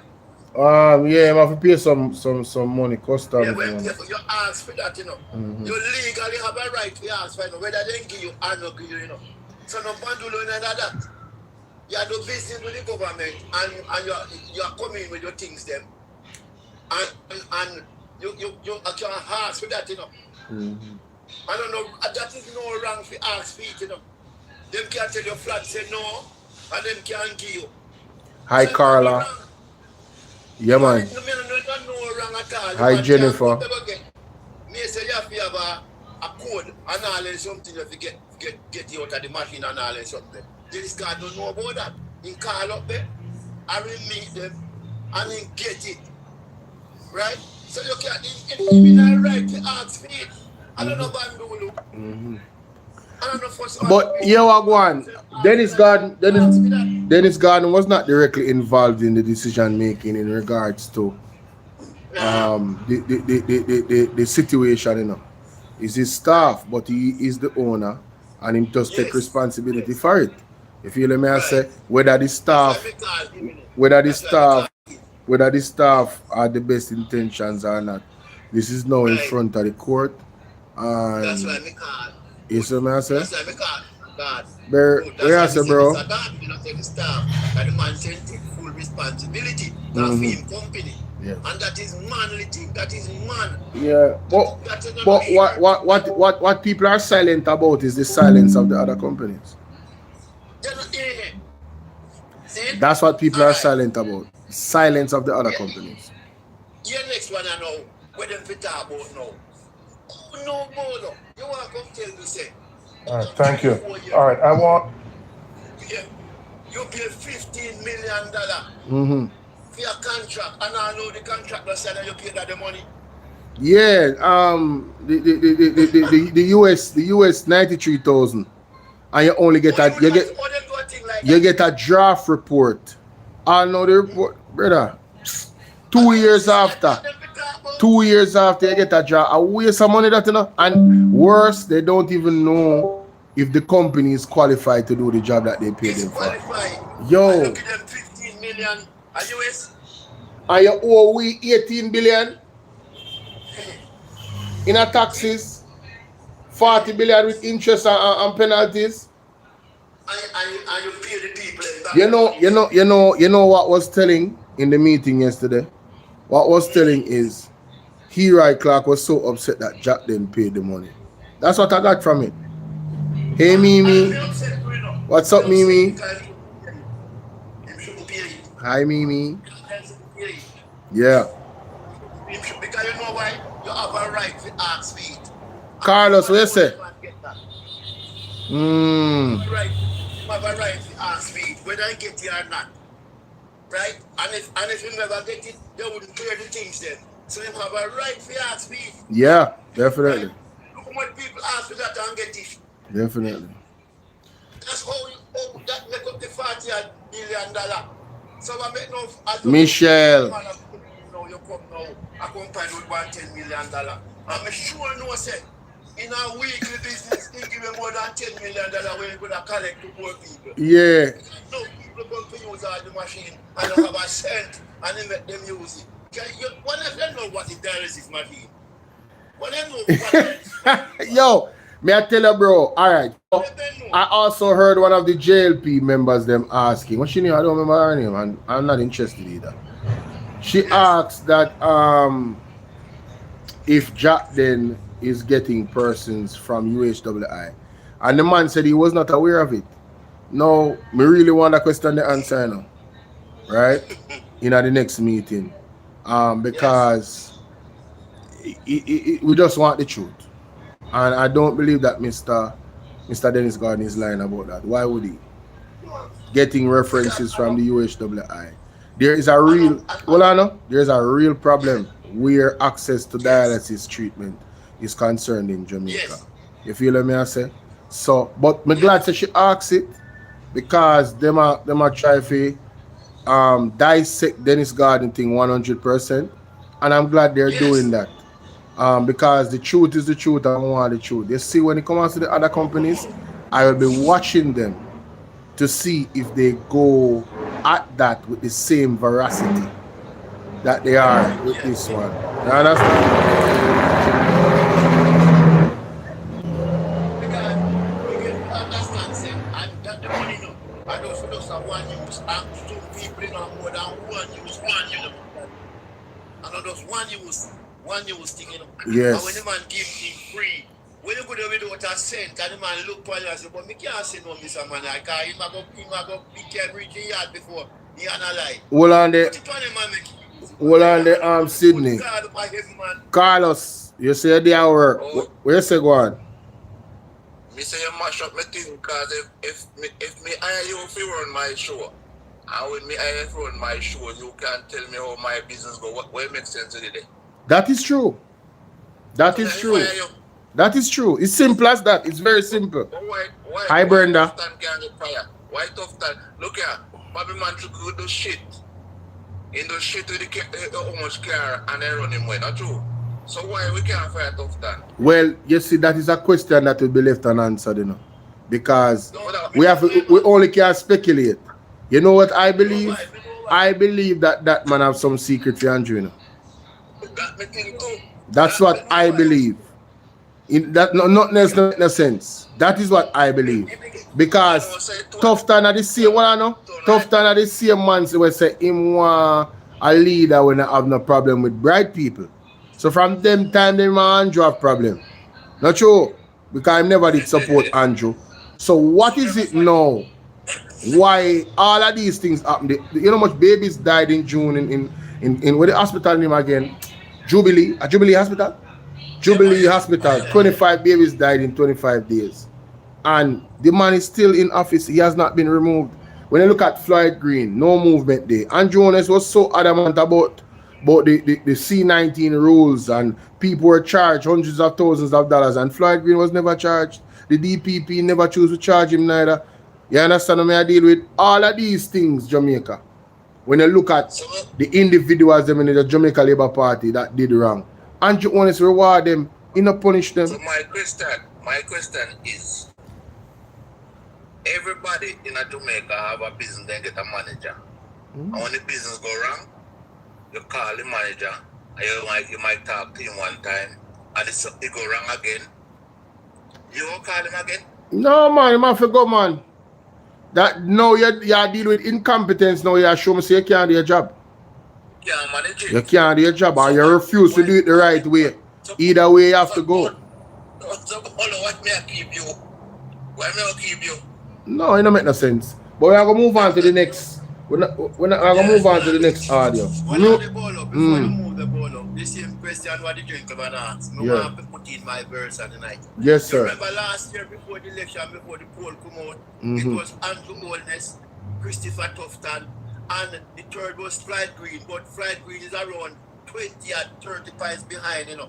So if anything should have happened to Andrew right now, and Tufton not did it, they not see no chance, none at all to go, because the rest of them can't go up and down, no PNP at all. What I understand. Can't go up against no PNP. No, man, what I understand within the Jamaica Labour Party, you know, the PSOJ, I have heard that the PSOJ have them back behind Tufton in anything, if you know. But there's also an argument coming out now that some alleged type of reform is happening where they might look for have the first female leader, the JLP. Dre Bryan, Missy come out with it yesterday. I'm like, whoa. I'm saying get some information from some sources. Dre Bryan said him get some information from some sources. Said I'm gonna try for it. I think it's Audrey Marks, the name that came up. I'm not sure if that is true, but that is some alleged reports. But we shall see how it goes now, because a whole heap of people are going to get locked up in a brother, and a whole heap of people are forced to resign. You know? And they know what is coming. They know what is coming. So it appears as if they are preparing themselves for certain eventualities. That is so why Tufton can't do so much thing and get away with it. Along with one say, because one say, when you're the gentleman say, you want to write on that too. And the next part of it, if Andrew can't do nothing tomorrow morning, a Tufton it drop right, you have to Tufton an ear apparent right, you know. Yeah, because the gap between Tufton and anybody else, you look on nearly 30 to 40 points. Yeah, because the deputy prime minister, whatever I want him, Oris Chang, he can't run the country. Yes. Sleepy can't run the country, brother. Keep it honest so you deal with it. Anyway, let me move on, gentlemen. Mute to the mic. Yeah, man, respect. All right, later, Carlos. Respect. I want to come back to procurement, and there is a particular contract that I would like some information on. The university employed 2 consultants, one to do I believe, a strategic plan and another consulting firm. The name of the firm is William Pragmatic. Hey! Can you indicate who the principals of this company are, what their experience in the field of whether it's strategic planning, operational plan, etc., their track record in providing the kind of services? And whether it is a local company or overseas company. William Pragmatic is an entity out of Canada. And the agreement, as I shared the last time, was found and shared with the Auditor General's department. And the payments, as I shared, is 90,000 US dollars, approximately 90,000 US dollars. Who are the principals and what are the what's the experience of this company in providing the services that they were contracted for? Now, Mr. Hosting, the reason I'm raising this, 50% of a sum was paid, 98,000 US dollars, about 15.5 million Jamaican dollars. No work was done for about 18 months. There was no engagement with the university hospital. The Auditor General goes in, and after the Auditor General goes in, a draft report is provided, a contract is signed after the fact, when monies were paid 18 months ago. So you understand why that would raise many red flags. So I want to know the basis on which this company was engaged. They must have had some bona fides in terms of the experience that they have in this area for them to be engaged in this type of activity. Yes. You not done yet. Hold on, make it flow. Principal is Mr. Winston Butler and Odin Williams. Winston Butler, Odin Williams come to the front of the class. Me never knew. Hold on, me never get their name here. Winston Butler, Odin Williams. Wait, let me play that back. I never know. Wanna write that down, students. Students, wanna write that down. Listen to this. The owner for the company, wanna listen to this. We get the contract. Listen to the name them. Listen to the name them. Hold on there, play it. Principal is Mr. Winston Butler and Odin Williams. Winston Butler, Odin Williams out of Canada. Wanna come to the front of the class. I think we need enough to join the PAC meeting virtually, you know. Yes, man, I would love to understand what is going on. Why is it that after the Auditor General did a report, that is when this draft report came? I want to receive 93,000 US dollars. Who no connected with in the government, if any? Who know a family in Jamaica? Who don't know the Prime Minister or something? Where you go? Who don't know Christopher Tufton? We really want to know. How it go? What really go on? Because this don't make no sense. If somebody could have just give me $93,000 right now, and 18 months after, don't ask me for nothing. Not ask me nothing about the report and nothing. Listen me. You know how much money we can make in 18 months with the $93,000? Buy some, invest in some Bitcoin, and some CRDs, and invest in some other thing, and generate the $93,000 in some investment for the next 2 years. If you ask me back for the money, me give you back the $93,000. I'm done make more than the $93,000 already. Talk to me nice. How is it possible, Jamaica? How is it possible that this happened under the UHWI? Who is responsible? Let's continue. And what is their experience in this type of activity, whether it's strategic planning, turnaround management? What do they bring to the table that would have allowed the university hospital to engage them in the first place? Yes. I don't have that information with me, Mighty God. but we can do an investigation. The man say now have information with him, but he can do an investigation. But if they were engaged, and again, you may be limited, but the university hospital must know. I mean, you don't randomly go there and just engage a consulting company without determining whether they have the experience to do the job or not. And no, Julian, you're wrong about that. Suppose that exactly what they do. The reason it raises a red flag is nothing was done before the Auditor General's report. No engagement, no workshop, no nothing. And then as soon as the Auditor General's report is done, a draft report comes in, and then a contract is signed almost 18 months after you pay this company $15.5 million. I can only... Them not have no contract with the company, no? Them pay them, just pay them $93,000 US. Mighty God. Conclude that there was never any attempt to do anything. Anything. Can I just answer that? Yes. Yes. Just to note that the work and the correspondence in the hospital and William Pragmatic was ongoing. No report, the draft report, yes, was received after the Auditor General's report. But work was taking place in terms of communication and information gathering.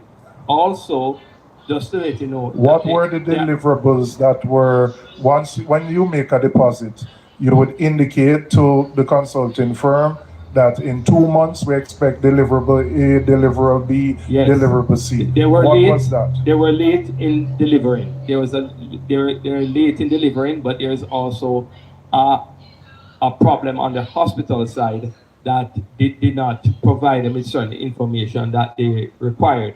Also, mighty God, so you are telling me, say, it goes back to the UHWI again? Them is to be blamed?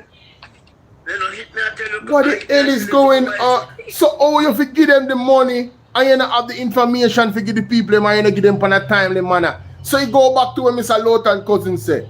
It look like the UHWI are the main problem, you know, brother? The board, the CEO, all of them people in a managerial position. It look like them are the problem, you know, brother? Me never hear not like this in my life to blow us and stuff. Me never hear not like this in my life. Eh? Hold on there, hold it there, Sydney. Let me just play hold it there. Also to know, Mr. Chairman, what was the information? The contract, just a thing, Mr. Chairman, the contract was not signed after the Auditor General report, or even, you know, it was signed before. It was, as I shared at the last meeting, it was signed after the monies were paid. That much as I shared before, but it was signed before the Auditor General's report. All right, well, help me. Can you tell me when was the deposit paid to the company? And then when was the contract signed? And when was the first deliverable provided to the university hospital?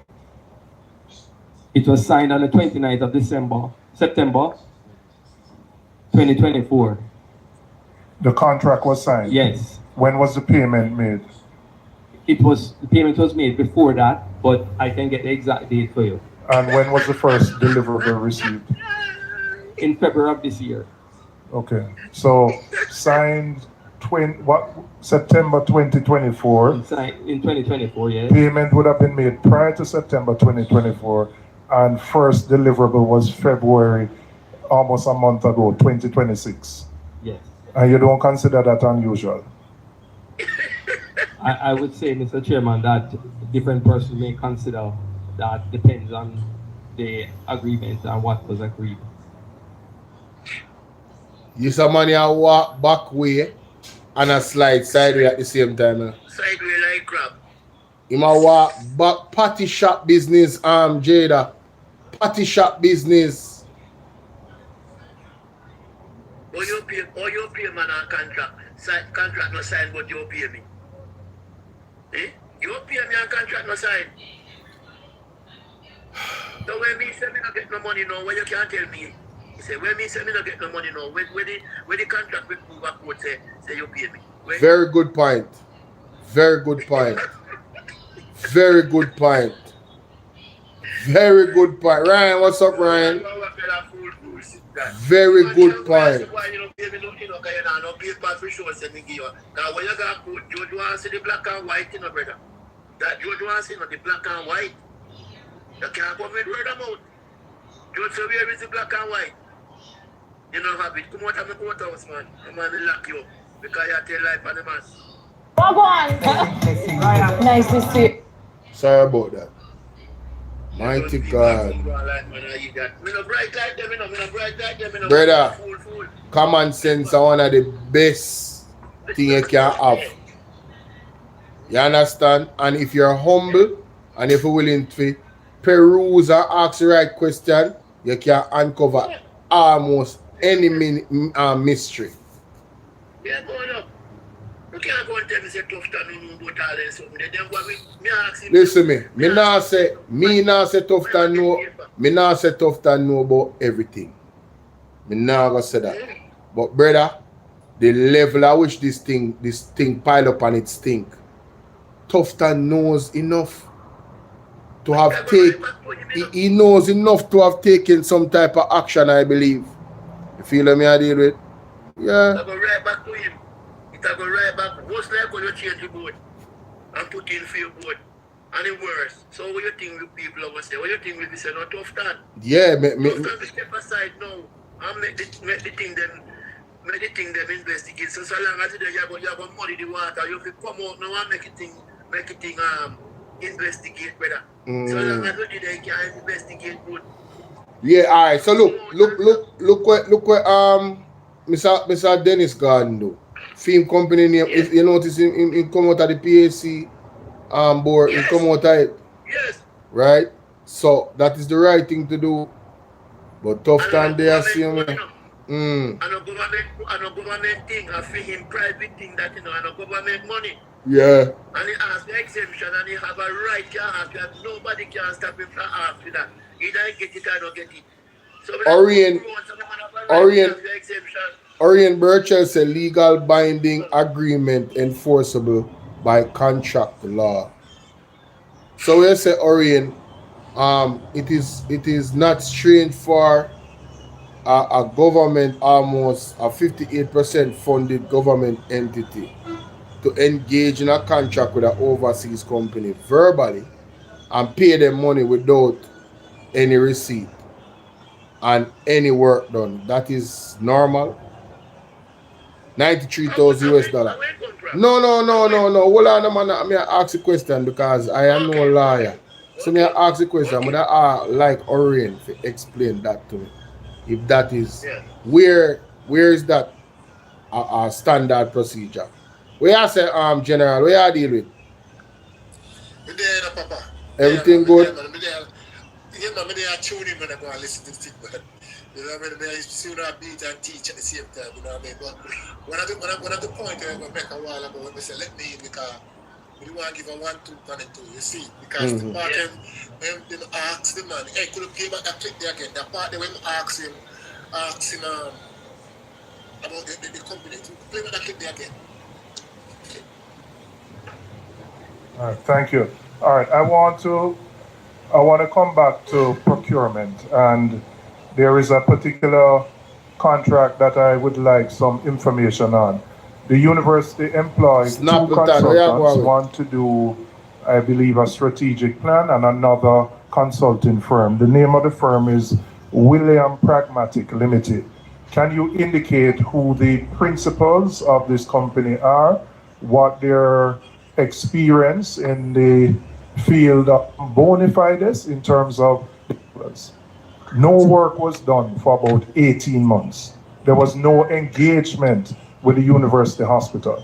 The Auditor General goes in, and after the Auditor General goes in, a draft report is provided, a contract is signed after the fact when monies were paid 18 months ago. So you understand why that would raise many red flags. So I want to know the basis on which this company was engaged. They must have had some bona fides in terms of the experience that they have in this area for them to be engaged in this type of activity. The principal is Mr. Winston Butler and Odine Williams. And what is their experience in this type of activity, whether it's strategic planning, turnaround management? What do they bring to the table that would have allowed the university hospital to engage them in the first place? I don't have that information with me, Mr. Chair, but we can do an investigation. But if they were engaged, and again, you may be limited, but the university hospital must know. I mean, Right there, sir. Imagine company as UE having another entity that is here in Canada, in UE, doing business with UE, and they don't know the full whereabouts of this person that is taking part in the company, because you can bet these people hold money in Jamaica. They are working in our behalf. Well, we never get that from Wema still. Wema says that these people are the people who own the company. But he must say... But I mean, they're in UE. They No. have business, they have shares, but they have a part in doing things and working for UE at the same time. Oh, the same company? Yes. We never get that part. We never get that part then. Hold on, I play it back. Orion, what you say now about the legal binding? So? No, I thought it's a contract. Contract because government procurement and all of that have to deal with contract, right? You have to make the contractor have a certain amount of money in your account so you can able to in case of no damage happen to the contract, the job while in do it, he can able to reimburse or whatever, right? So the contract have to sign before any that's the first thing to do. The contract is the first thing to do. You sign the contract. Oh, so you agree with me because no contract never signed first. Yeah, have to. No contract never signed first. Contract signed after the money give. Get money before. And that's the problem. And that we are talking about, we are saying, how is that possible? You understand? You see, that's why I go think, say, me ask a question, because I say, wait, must say, me not understand. That's why I ask you to come back in the car. I believe we're ready for blaze, you know. That's why I tell Sydney, say, be easy, you know, because Sydney, easy. Easy, Sydney. Yo, Sydney, ready for blaze. Make it be legal. The signature make it be legal, you know. Yeah.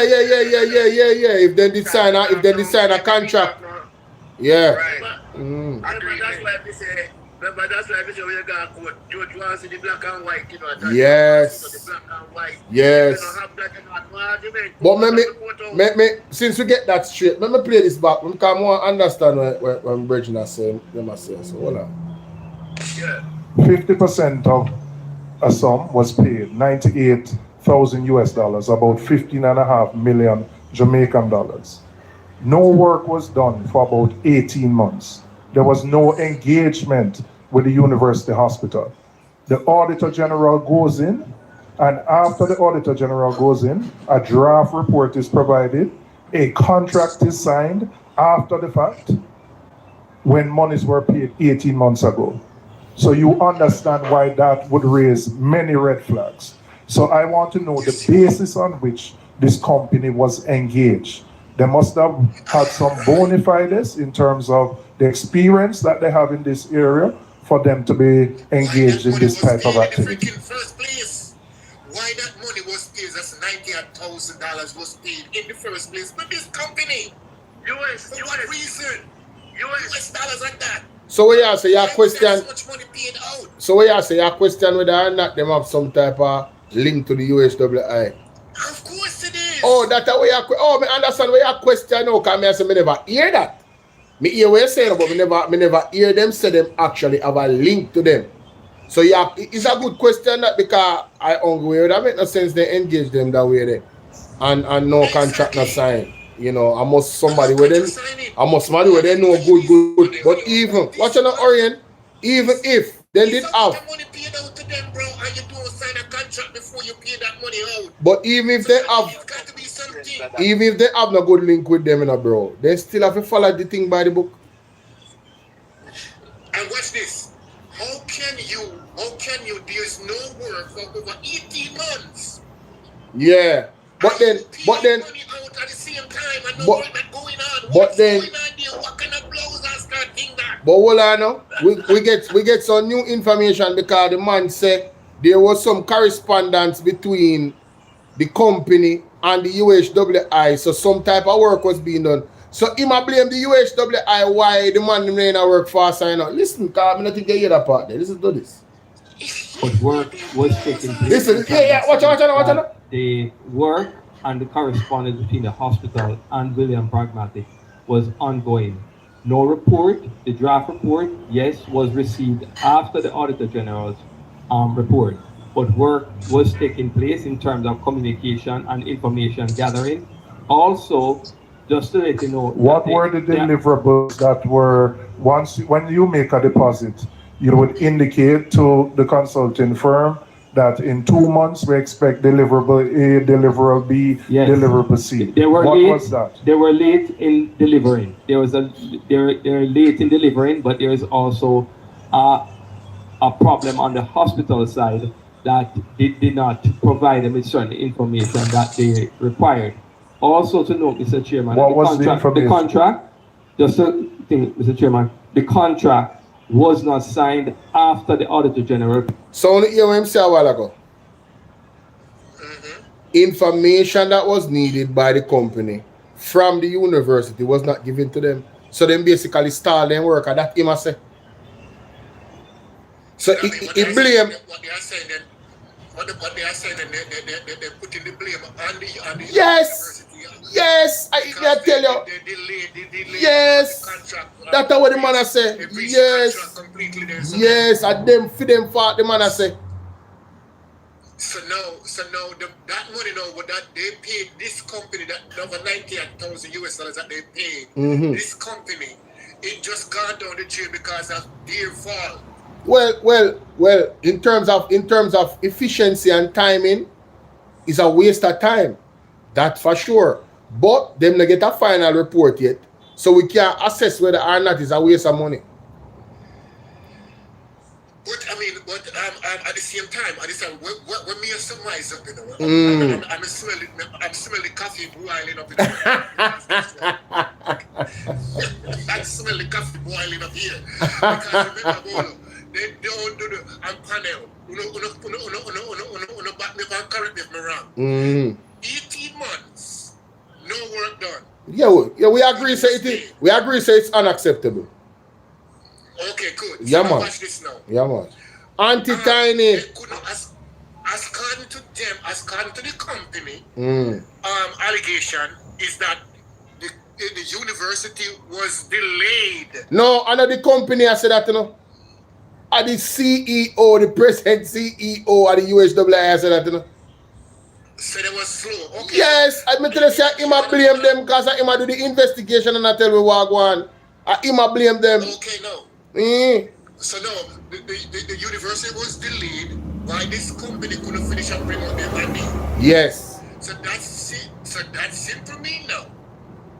That money that they pay this company, right, to do the job, to do a job, and that still valid, or that money just gone to waste? Right? No, man, it's not gone to waste, man, because what me I tell you say is that the company has not yet given them a final report. Okay.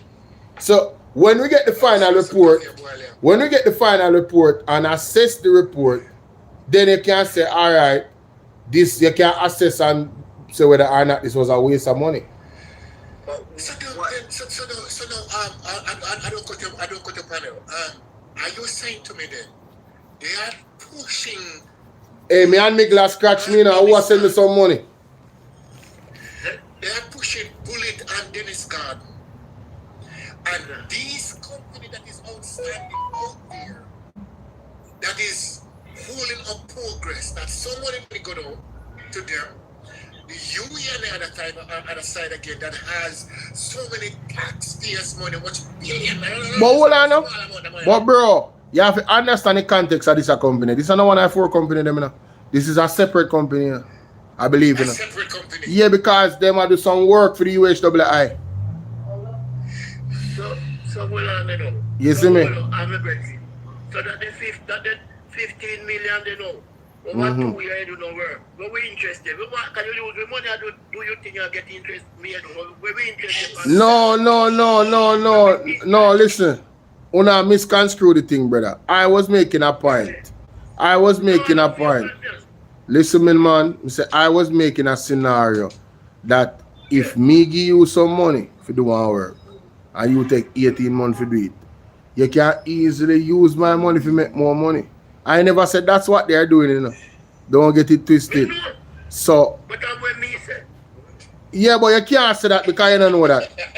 No, you can't say that. I have to correct comrade, we don't want a confusion. We have to correct the cause of Jamaica. No.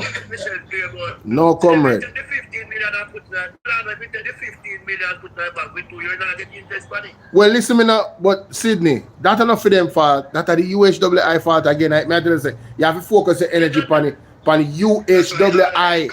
What's up unknownly, bro? And then me attack Bolo. Oh, then me attack. Oh, yeah, you have to be careful, because you know when they can't take the lawsuit, you know. The brother just said a while ago. Yes, so that's why in the contract, the time when you go off the nature and all of that. So before you sign, you're supposed to read the contract properly. Yes. If you breach the breaching of the contract now, and when you not do it on time, that can be a breach. Yes. You know, follow certain Penalties will follow. Yes. Yes, Orient. They can't hold you and take the money. No. No. Yeah, man. Definitely. So Definitely. you want to know, say, all right, then if you give a man one house bill and you expect, say, a 6 month the house to be done bill. You know, go over the 6 months or make it they can't sue you. You see what I'm saying? All right, brother. Watch you know. That's what I'm saying. For the 18 months, no work have been done. And they still have $90,000 US in their portfolio. And no work not done there yet. But that's going to be room for it to be done. Because What channel? and what the money can just come on the business because them somebody that had no contract and I don't know what them. I don't think so because if you are Every contract is not the same. if you are a registered company, different contracts. if you are hold on a minute, Different rules. Yeah. if you have a registered company there in Canada, I don't think you can just run away with people's money like that. I don't think so. Bolo, let me tell you something. Yes, Bolo, man. Even the scripture told you, let all done decently and in order. All right, we are speculating now. Let me go on to. I think. What I'm saying. No, me say we ventilate the issue there thoroughly enough. We need to move on. All right, because we are speculating now. We tax money, so we have to lick Tickets money. that the person will receive when they We have to talk about it. Yeah, but brother, that's why I'm saying I don't talk nobody because I have other things to deal with and I have a time constraint. When I try to take the program on another place, brethren. When I have to respect the thing. May I move on. Alright? Let's go. Yeah, man. Love on you know, but we can't stay upon that one anymore. We basically we don't have enough information. Because now them have to tell you what going with this next time, you know. We need more details, we need the final details on this thing. You feel what I say? So right now we speculate based off our information that we get, and we reach one point now where we can't even go no further. I just the same thing there.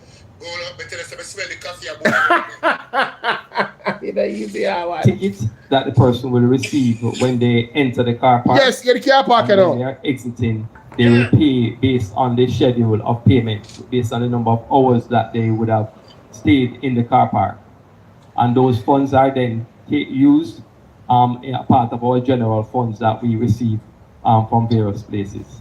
Who was collecting the money on behalf of the university hospital? When somebody comes into the car park, who was collecting the money?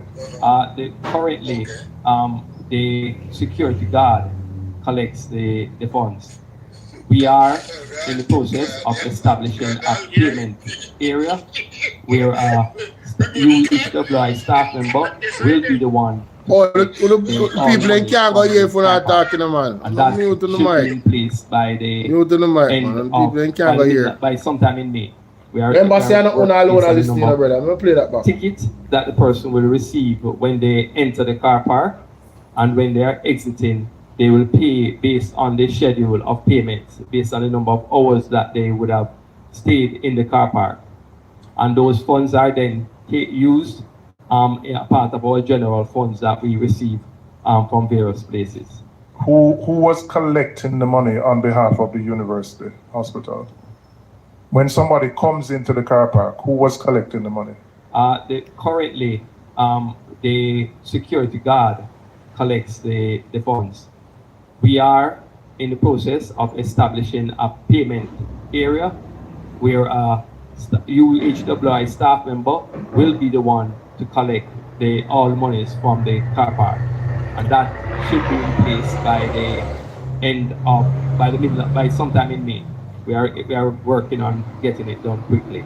So what is the system that the university hospital would use to reconcile, for example, 100 cars came in, payment would have been received for the equivalent? How is that reconciled? It is based on the records in terms of the slip the person received and what the person paid. We are auditing. The fact is that there is a serious concern as to how strong and robust that system is. And that is why we are changing with haste to have the funds collected by our normal receipting system that we have at various points in the hospital. I mean, you're using diplomatic language, but if you are depending on security personnel to collect it, a security guard that would not be his substantive responsibility. It raises questions about whether you are collecting the full amount that you should be collecting, and whether on a daily basis there is reconciliation to determine that 100 cars use the car park, and as such for X amount of hours, and as such what is due to the university hospital is X amount. It sounds to me like that system doesn't exist and you're now moving to put that in place. Is that correct? That is correct. Jamaica, one next part of this, we can unmute now. One next part of this is concerning the amount of time we are spending in a car park determine how much money you pay. So that even make it worse. So I see security I collect the money. Supposing change the time where them spending at the car park. Say for instance, if you spend 1 hour, it would have cost you 5 bills. You spend 3 hours, it costs you 15 bills. Zane, Paula said she wanna ask that the question. Paula just come to me because I hear information. So the man can just write so you spend 1 hour and him take $1,000 for himself. Because of 15 bills every pay. That's our next loophole right there. So it's a real bagger organization this year, man. Real bagger. Bolo, how long does a car park your bill? You know, so I don't know though. I have to look up that. I'm not going to look it up. Check how long the car park the bill. If it's check out the Bolo, but let me say something in between. If it's 300 cars for the day, right, and $1,000, run it up at $1,000 each. A 73 is 21, at $2.1 million that for the weekend. Where say a while ago? If a 300 cars come in for the day, and $1,000 each, right? 73 is 21, how much more than $2.1 million that for the week. Well, that security guard is rich. Yeah, money run. All right. Hold on. It says here that the development project for the car park was announced 2024. Car park opened October 23, 2024. So it's been there 1 year odd now. 1 year odd now. So you can imagine if you're 1 year odd now, under the hands of the Jamaica Lion Party, and they are running an institution like a car park, where car go in and out every freaking day, moment car going in and out, spending hours, minutes, hours, not even minutes, hours, inside of a car park, and you are telling me that you don't have a proper system set up before you open up that car park to the public to say, yo, okay, this is how you're going to go towards a payment method. Hold on. Snappleton said comrade spin. What do you mean by comrade spin? Sassy, you are 2 hours late. 2 hours plus late. What do you mean by comrade spin? Who is spinning anything? Are you, how long have you, hold on, breaks. How long have you been here, Snappleton? How long have you been listening to the conversation? Because these are the things and the dunceness from the highlight, you know. Making supposition, listen to me. We're looking at the facts. The fact is that the loopholes in the collection of the money at the UHWI new, what do you call it, car park is open, making calculation, not facts. That is, but what is wrong with saying if you collect this amount of money? What is wrong with saying that? The man never made it a fact that's the amount of money collected. I never made it a fact that that's the amount of money collected. So what is your point? What do you mean people will run with it? If people are listening, listen. Hold on, Sydney. If people are correctly listening to what I'm saying, because I am live on YouTube and what I'm saying is being recorded and it's going to be posted, so people can go rewind and listen what I say. I said, if 1 hour you pay $500, keyword is if. So we have a second thing where say people are going to run with. Make them run with this. If $500 is the amount of money for 1 hour for spending at the car park, which is not unreasonable in any sense of the imagination. I used to work in a car park. I used to be a security. So me can tell you, $500 is no money to spend in a car park for 1 hour. And things gone up now.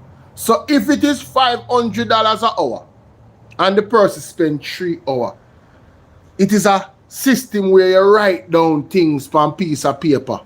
It is left to the integrity of the officer that is working. If he say, all right, me have to write down the correct amount. Right. Him can tell the man knows say 3 hours I'm spending and say, how much for 3 hours? Well, they know say at 15 bills that in general. And then you go sub up saying you write down 1 hour on a receipt and take $1,000 put in your pocket.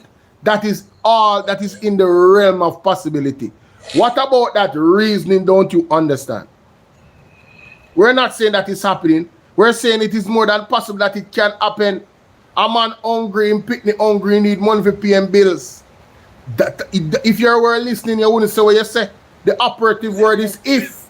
Exactly, that I said if. So if you were listening, you wouldn't make the comment where you make talking about PMP, what? PMP, what you say about PMP, what? Spin. We're not spinning anything. We're looking at the thing and looking at the weaknesses. We're looking at the weaknesses. You see, the problem is with this people, man. You see, once you see the loopholes and you try to push some cock inside of that loophole, they always come to say, oh, PMP this and PMP that and PMP the other, but they're not seeing the freaking dirty water that is pouring. But hold on. We have gotten more than enough evidence from the thieving Labour Party for us not to trust them. That's a fact. Trillions of dollars has been unaccounted for under this government. That means that they don't have any receipts to show us that this is how they spent the money. And I'm talking about over all ministries of government for the last 10 years. Trillions of dollars unaccounted for. That is a fact. That's not innuendo. That is a fact. The university over $40 billion, right? The university alone owe $40 billion in taxes. In the taxes right now. And we need 18. We need 8. What I know? And you are not putting in perspective something to collect the money that you can, what a taxpayer's money. Yes. This is gross levels of mismanagement. It's gross levels of mismanagement. So you want to tell me that for the year, the car park, not collect nearly $3 million for the year. I don't know what they're going to say.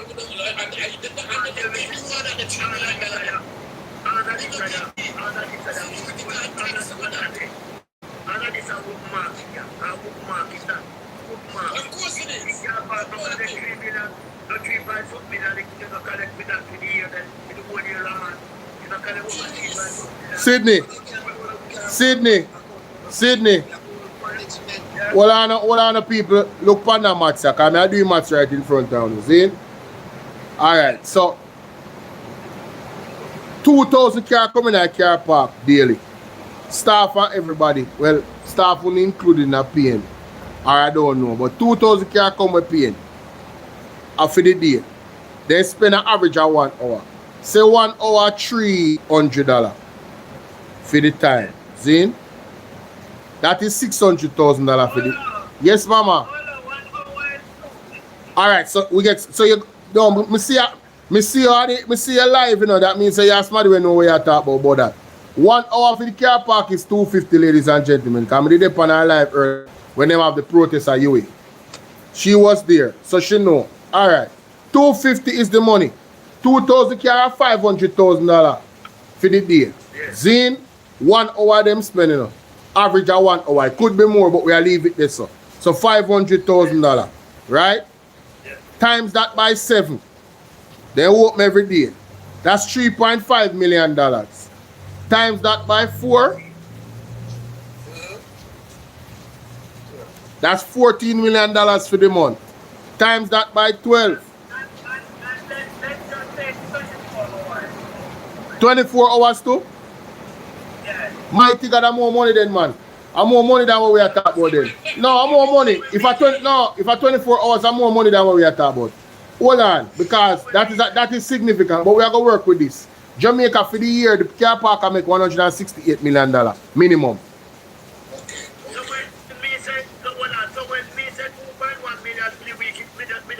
No man, you're under. You're way under, man. You was very generous. You was too kind.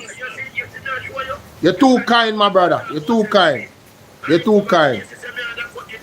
Yes. You're very generous. And I'm being generous to say 2,000 car because she said 24 hours. 24 hours, that means, my God. No, I don't know if she work up there. Paula, answer that now. Paula, you work up there? I saw her at the protest. She was live at the protest for the teacher them. Are you with? Yeah, me understand. But yeah, you work up there. Right. So to be clear, Paula. So the UHWI is on the campus, the hospital itself. The hospital is a whole campus. It's a whole campus, so everything is there. Ah, wonderful. Yeah, Jamaica more than 2,000 people. I'm sorry, more than 2,000 people. What is the capacity? What is the capacity of the school in terms of the amount of students that go there? No, it's not for the students, it's for people visiting the hospital. Okay. So you take into consideration people visiting the emergencies. Right. And you also look at what is coming up from 23. There's a general karma. Right. It wouldn't party because it would have run us a lot of money at $250 per hour. Right. Right. Somebody said somebody's asking Paula who is the one that operates the car park. It has to be the hospital. The hospital, but the securities are there. Right. So they're working on behalf of the hospital. Hi, Stacey. Right. Coming in 4:30. There's a barrier system there. So when you don't come through, he gives you that ticket there for me. 4:30. Right. So when you go to exit now, there's a national security here. Tell me something, miss. Does the security has a bank machine in their hand to say, okay, they can tap or they pay cash? No, it's all cash. No.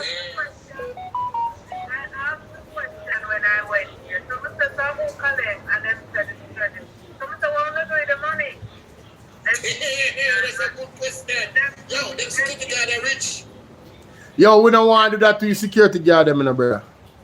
No, we don't want to do that, brother. We not say nobody at you. Yo, listen to me. We're not saying nobody is stealing any money. Huh? No, but I'm not talking about you in the parlor. He must frame it. He must say they're rich. You can't say that, brother. We don't know. We don't want. We can't say that. We don't know that, bro. We don't know if the man might do anything, brother. Yeah, we don't know. We don't want to do that, brother. We don't want to do that. You understand? No, but the government now nothing to do the security them, brother. The government now nothing to do the security them. You can't put on your security them. Yeah, but you can't put on your security them. They don't work for the government. Yeah, but you cannot do that, brother. I'm correct. You cannot do that. You cannot put on the security or the security company because you don't have any proof of them doing anything. You have to frame the thing properly.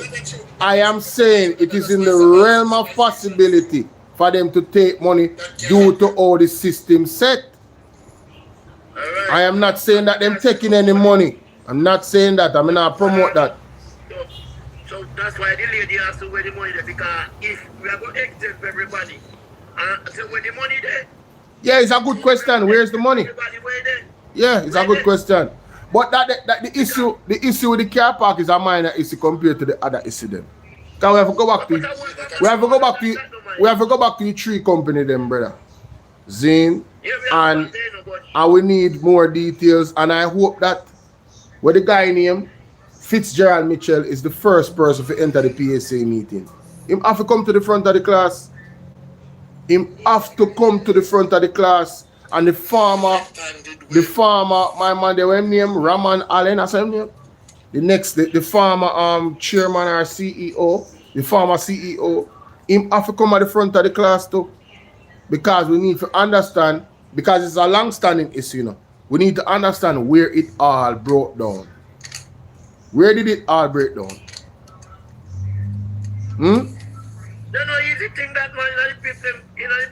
No, man, you can't say easy. Hey, Sydney, let me tell you something. This look like organized crime. This look like, this don't look simple, brother. This look like organized crime, brother. You understand? We need answers. We need serious answers, brother. I'm not joking. Yeah, it's serious, brother. This looks serious, brother. Yeah, it look like some people that full up them pocket, brother, off of this thing, brother. For years. I saw it thing look. Eh? Mm-hmm.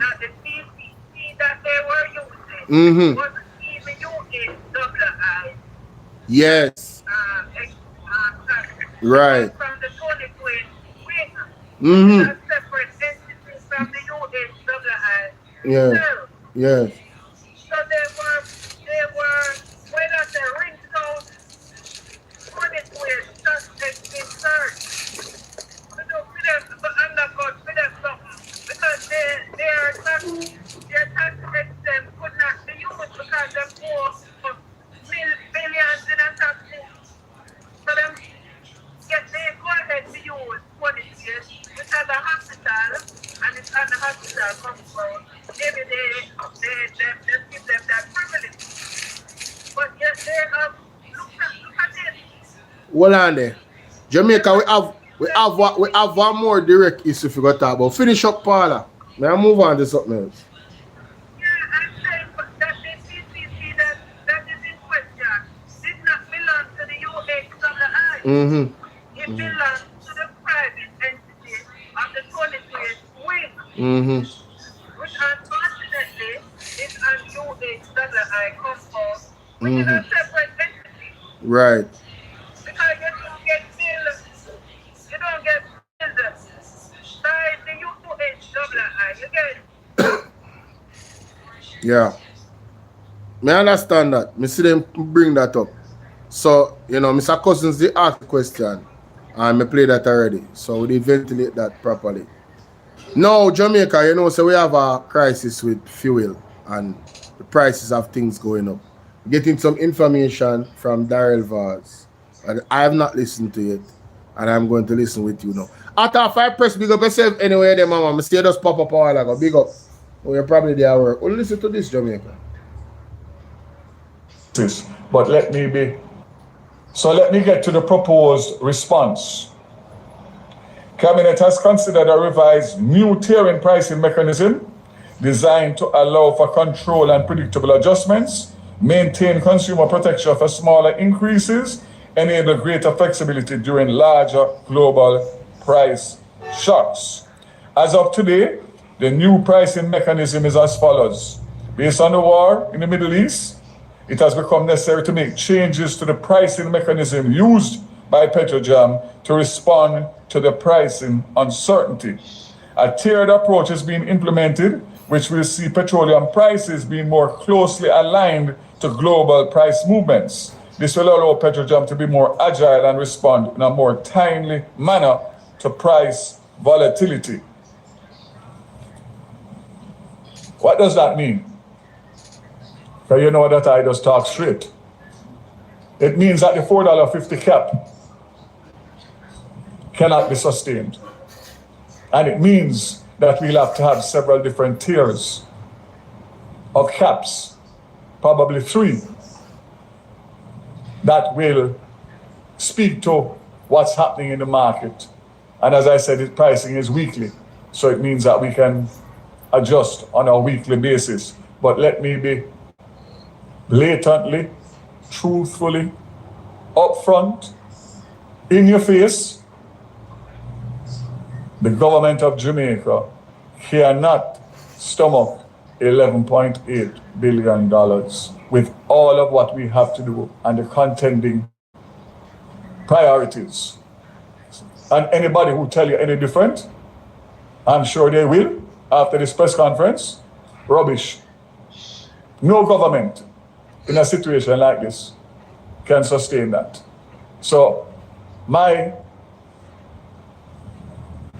words to you, Jamaica, is definitively you are going to see increases as long as this continues. We will do what we can do, but it is important that you do what you need to do to understand that you need to conserve starting today. Government is going to have to look at policies to limit movements, especially transportation movements.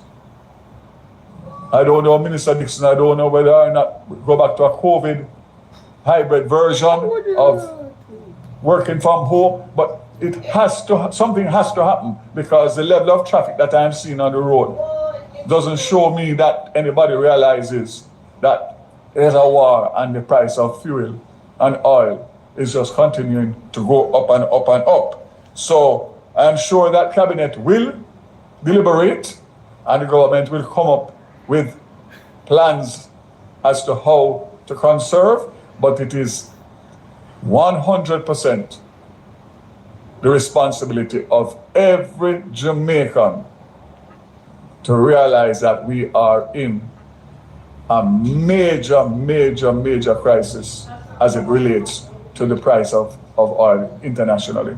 And therefore, you need to take responsibility for your household and your business to see what you can do.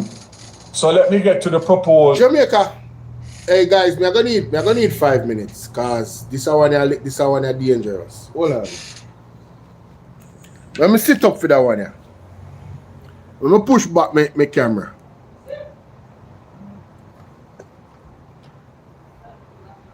Jamaica, this man, Daryl Vaz, as a matter of fact, I'm starting Andrew Honest, you are a coward. You are a coward. You need to resign immediately. You are a weak jellyback. You didn't have the balls to address the war. And you say no, Daryl Vaz, about fuel, and we the people must take responsibility. After the PMP put a tax in place, something called the edge tax, for this very moment, and only decide so not pay the insurance, but not collect the tax, And now we in a trouble as a country. And we don't want to put the pressure upon we the people. The devil is a liar. Everyone on need to resign. Every single one of you need to resign. And the people need to rise up and take it to the streets and run on away. Can you imagine the audacity? If you can tell you what we already know, so everything are race. Oh, so people must just not use them car and go about their business. They must not go out. They must COVID protocol, no movement. Let me tell you something, man. You see this? This are telling you how severe the war, the impact of the war is on us. And you see how quiet the nastiness them have been. And Andrew Honest and Fairval Williams got big old budget and don't make one mention about how them are going to mitigate this circumstance. But now them send out dial bars if you come give a generic statement. Are we supposed to fall down pan? Me say, man, hey, me say if the Jamaican people, you know, wise up or rise up, man. Me I tell you, say, yo, me have to go left this country. It not gonna work. You know talk? It not gonna work. Can I say something? It not gonna work. It not gonna work. It not gonna work. Edge tax, and the edge tax in here, the edge yes. tax we put in, but you put in the edge tax, where you get, right, if a $60, it's still at $60, whether I up or down at $60. And them say, just gone up to $20. So then now pay them more abandon it. And see it gone there now, where we don't have to pay $60. Almost $60 we have to go pay, so you do the trouble with, if you keep the edge tax anyway. So I'm not know what I'm trying to take before. Secondly, oh, this man love someone and what we have paid them for? Because if we have to take responsibility for ourselves, what we have paid them and big money for? 300%. Hold on now. Thank you. I'm glad you raised that. Andrew knew what is happening and take in raise in full retroactive. And the people them up a UA ball for them money from 4 years ago. The UHWI staff are ball out. Everybody are ball out. And them a take them full money if you can tell we say the responsibility is on us. Hey, me don't know about you, man, but my brother boy right now, go them for going. Watch this. Watch this. In Canada, we're living in Canada right now. Gas price over here. I'm not going to tell us why it does a spike. It does a spike a little bit. It's spike. But trust me, Prime Minister Macron never once come out and tell us that we have to pay more at the pump. You know what he did there since the year? He lowered the prices for us and take the full responsibility for himself and the city to that situation. They say that they are losing millions of dollars just by doing that, but they rather to do it and make more the people them have more money in their pocket to spend because they know what is the outcome of we spending more money at the pump. So if that money we have to spend at the pump, if we can keep it into our pocket, we can also put it back more into our home, buy food and all of those stuff, and buy more gas for our vehicle.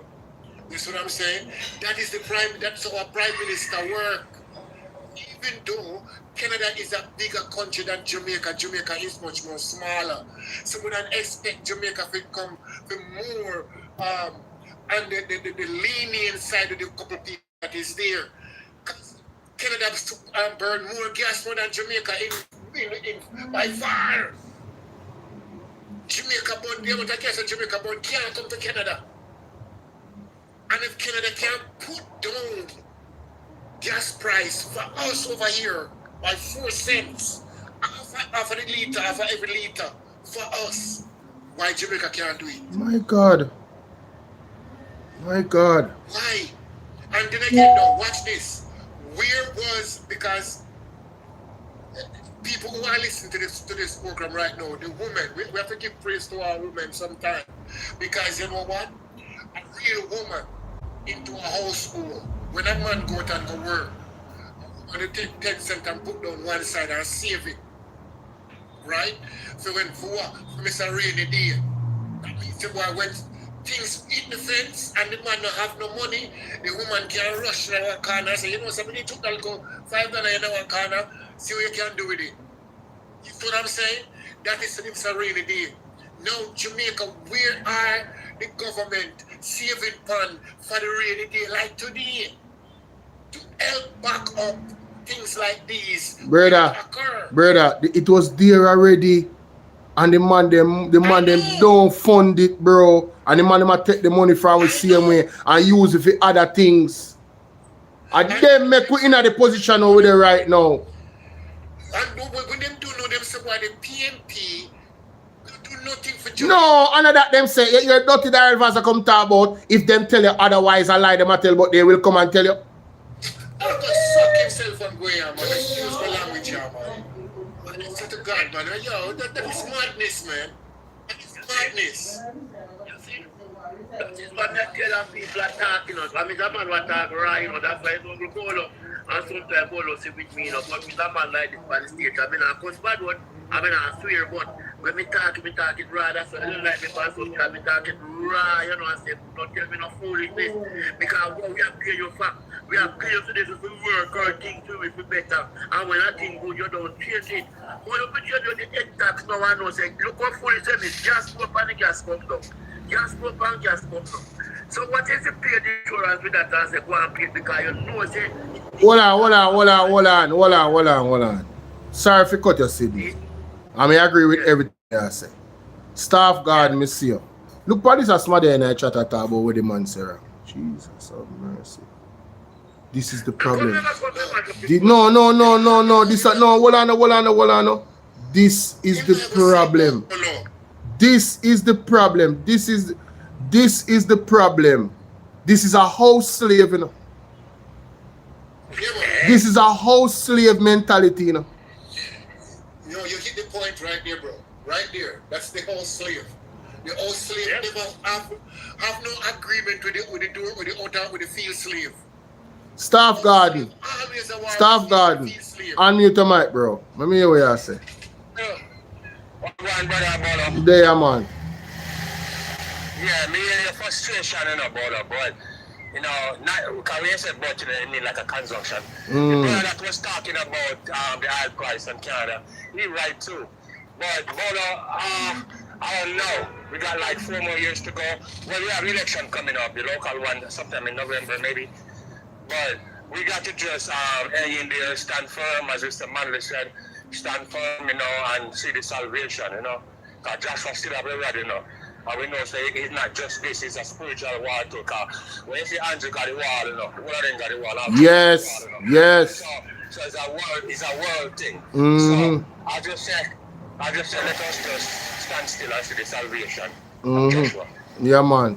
Yeah, but we have to talk. We have to talk. We can't sit down, so we have to Yeah, man. We have to do our part, man. Yeah, man. Yeah, man. Yeah, man.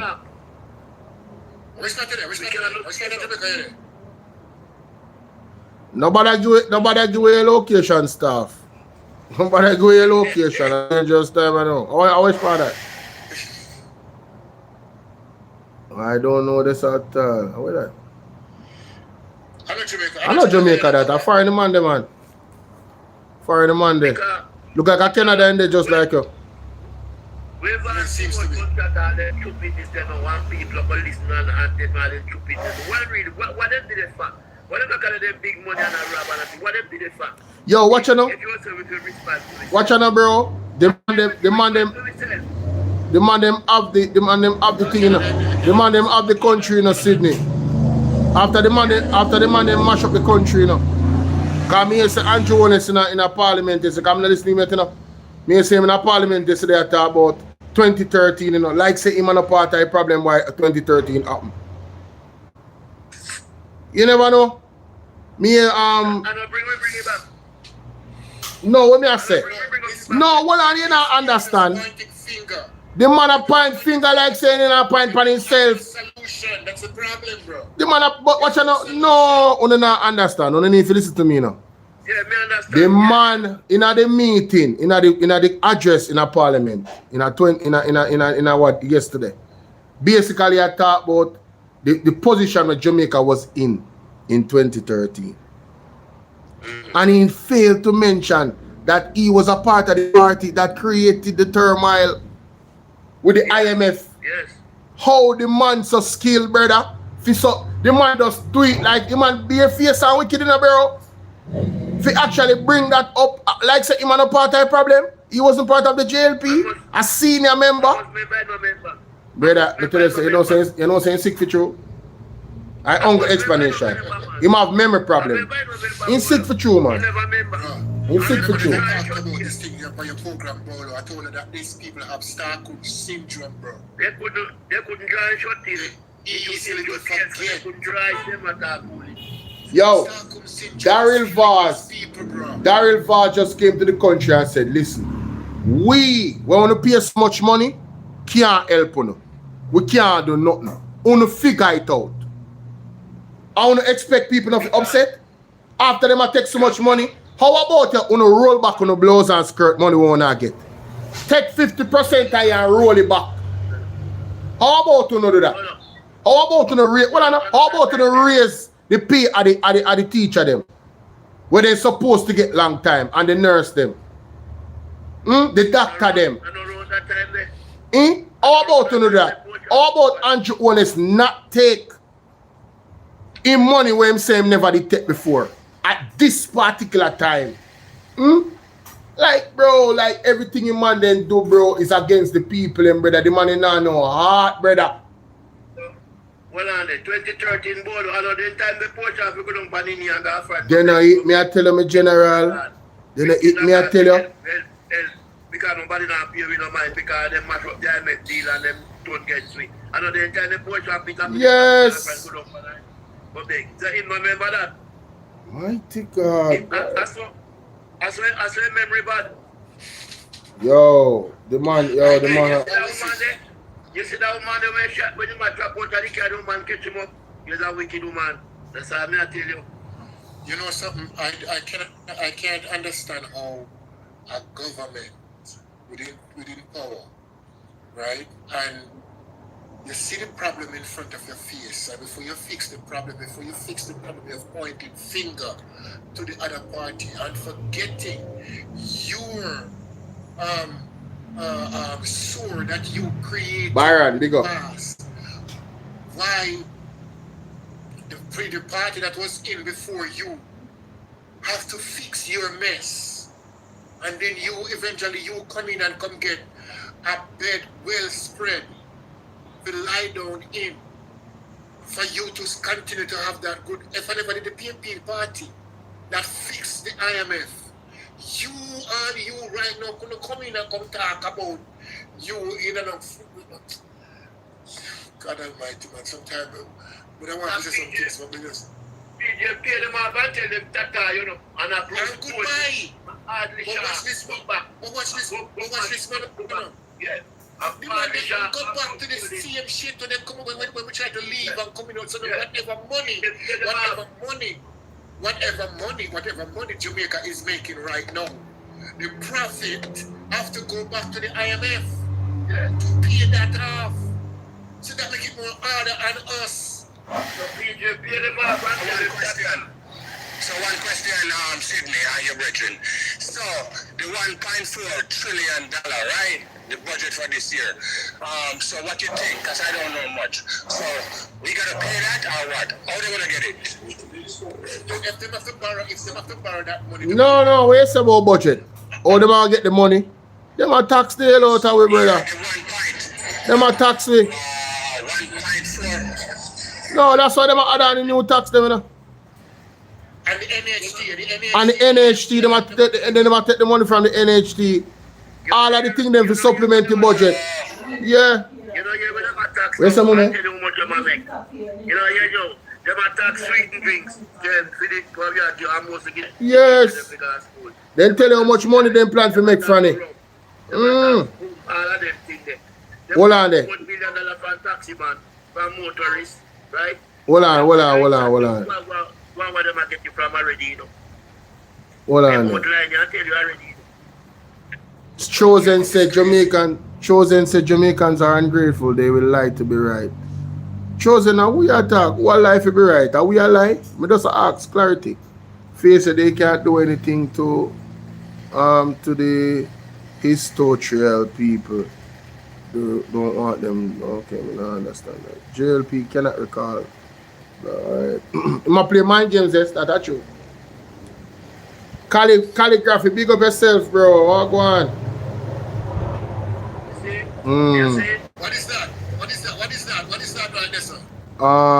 Parking, Nigeria, Niagara Falls, yeah man, Canada. Yeah man. Big up yourself, brother. The US. Yeah, but this is on the US side. But oh. That's what I say, though. Wait. That's not what I want to say.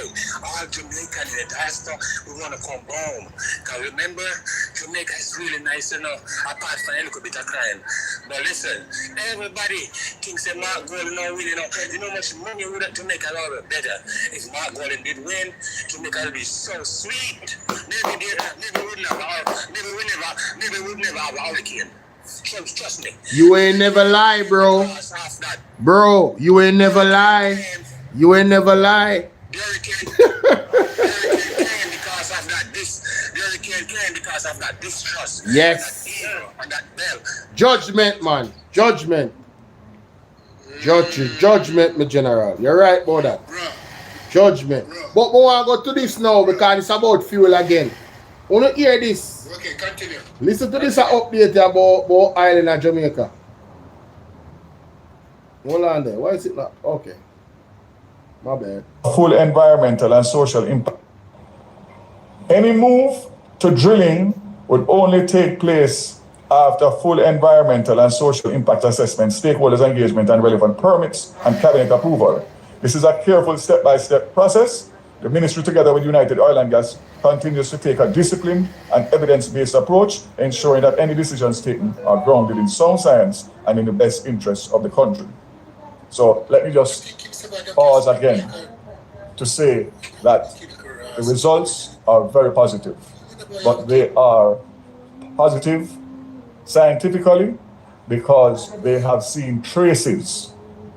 They haven't seen or touched the real deal, but it's still important because that is what will move to the next step. So I want to indicate again that I am cautiously optimistic and praying very hard. And I encourage every Jamaican to do the same because obviously of what the impact of that, of any discovery would be. The next step would be to drill one of possibly 14 wells. The one well would require a capital investment of between 60 and 80 million United States dollars. Now, in the scheme of things in the oil business, that's not big money. It's big money for us, but not big money in that industry. So what's the next steps? The next steps would be United Oil and Gas to shop those results around to see if they can get any interest by these large companies who would then want to invest in drilling. So far, based on the results and my discussions with United Oil and Gas, there are several companies that have already contacted them, some of which wouldn't answer their phone call a year or two ago. So that's very encouraging. And the last I spoke to him, he was on the way to the United States for this week to have several meetings with some of the major oil companies.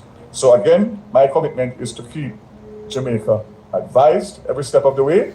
And I can indicate based on my discussions that if they were to raise the capital to drill, that wouldn't happen until late 2027, going into 2028. So the government, once there is an agreement for an investor to partner with oil and gas, they would have to come back to the government of Jamaica to renegotiate a drilling component. Right now, it's just an exploration license that they have. So that would be another process. So again, cautiously optimistic, but definitely encouraged. And of course, we know that Jamaica needs some break coming on the heels of COVID, Beryl, Melissa, and now the war.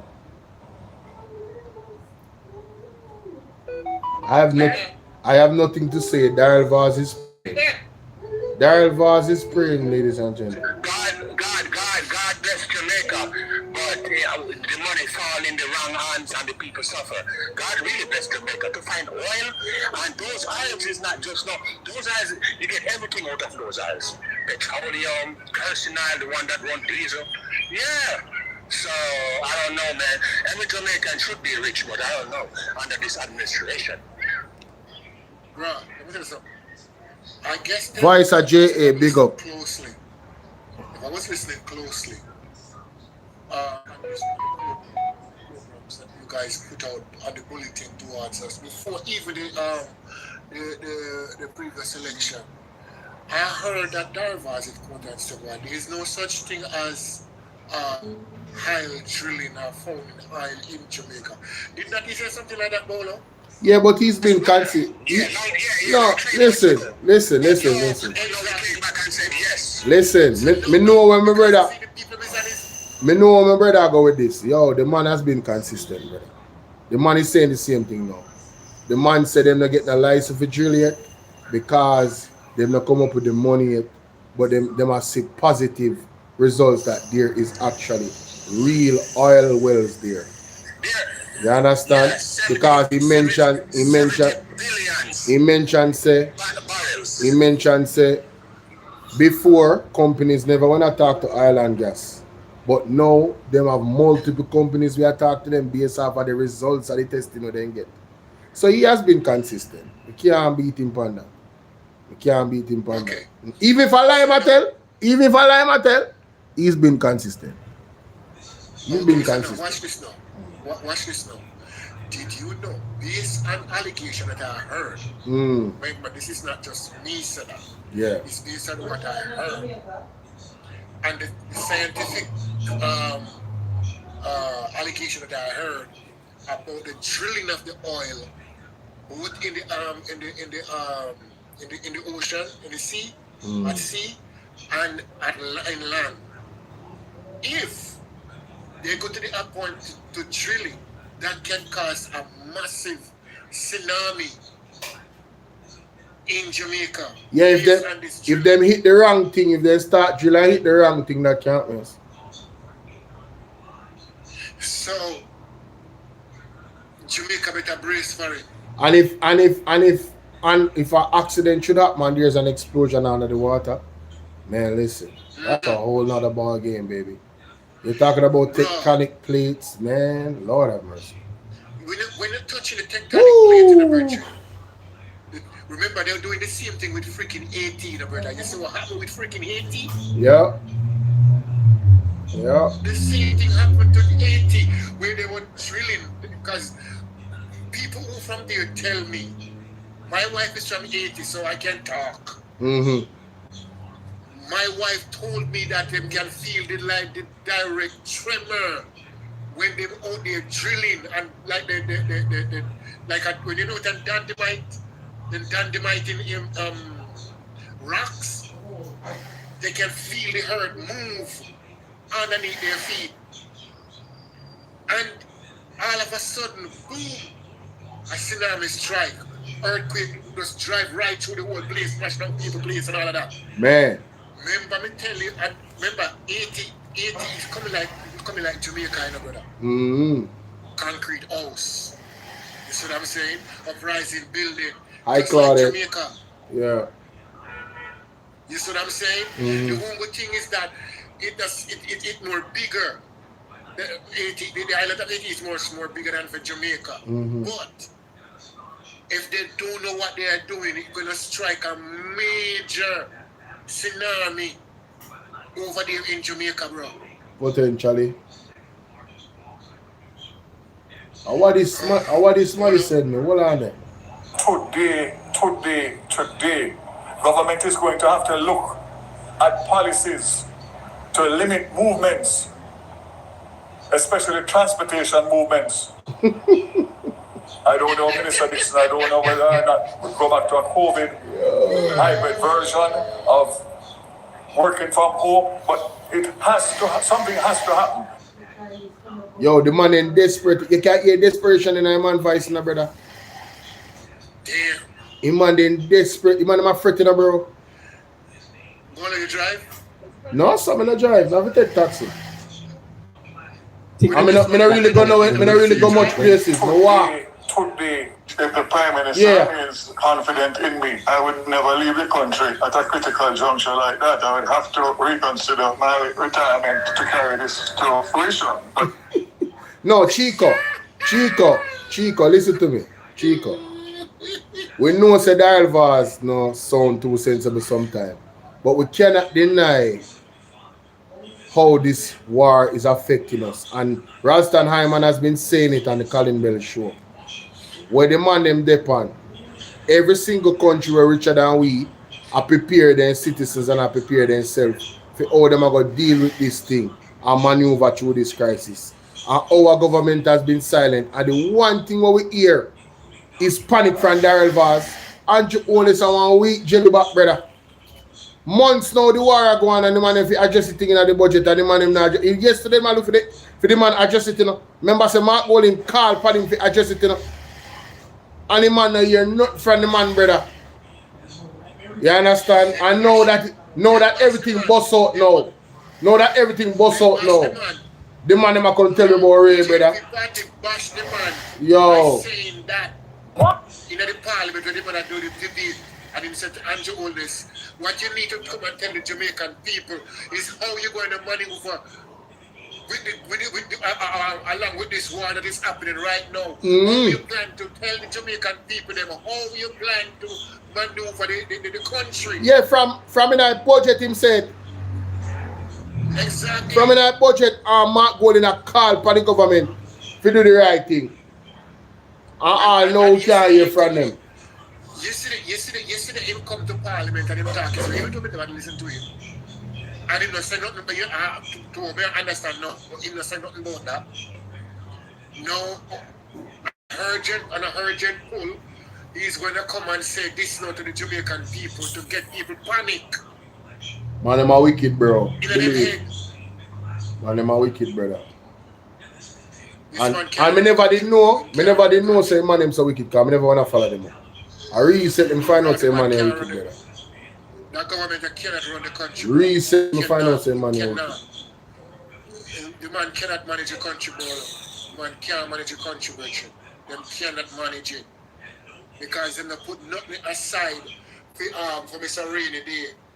You see the Mr. Rainy Day stuff, they don't have it here. They don't have nothing like that. It was there before.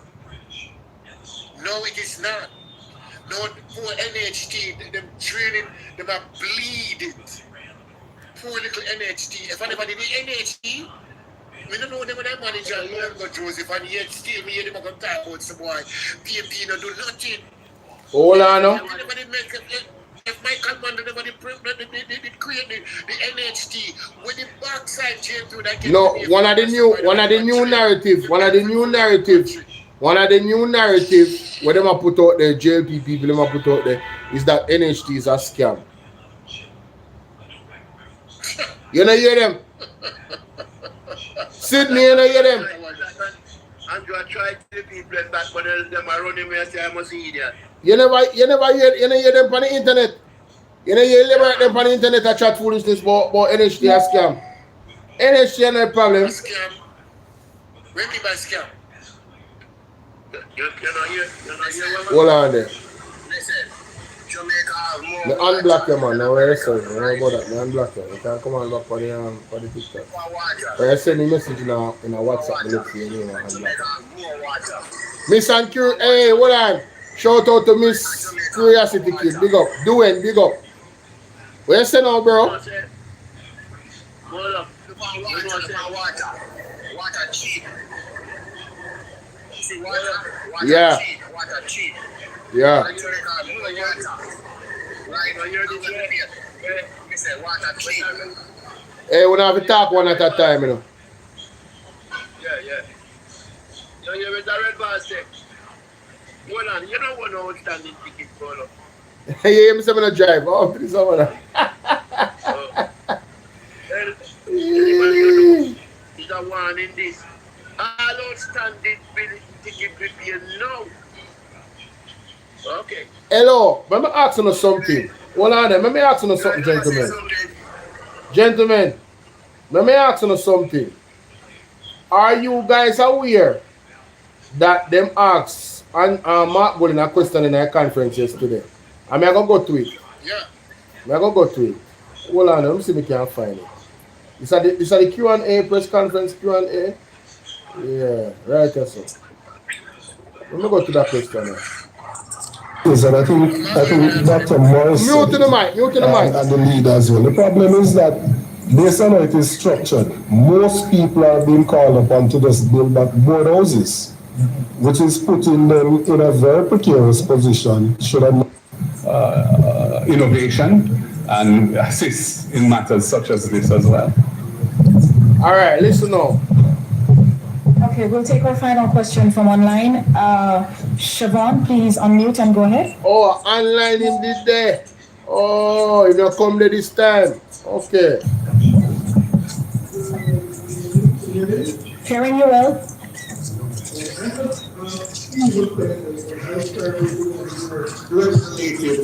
The Prime Minister is, as the opposition leader suggests, is going to take the NARA legislation this afternoon in the House of Representatives. What is his recommendation as to how NARA should be used to address the concerns he's raised regarding housing?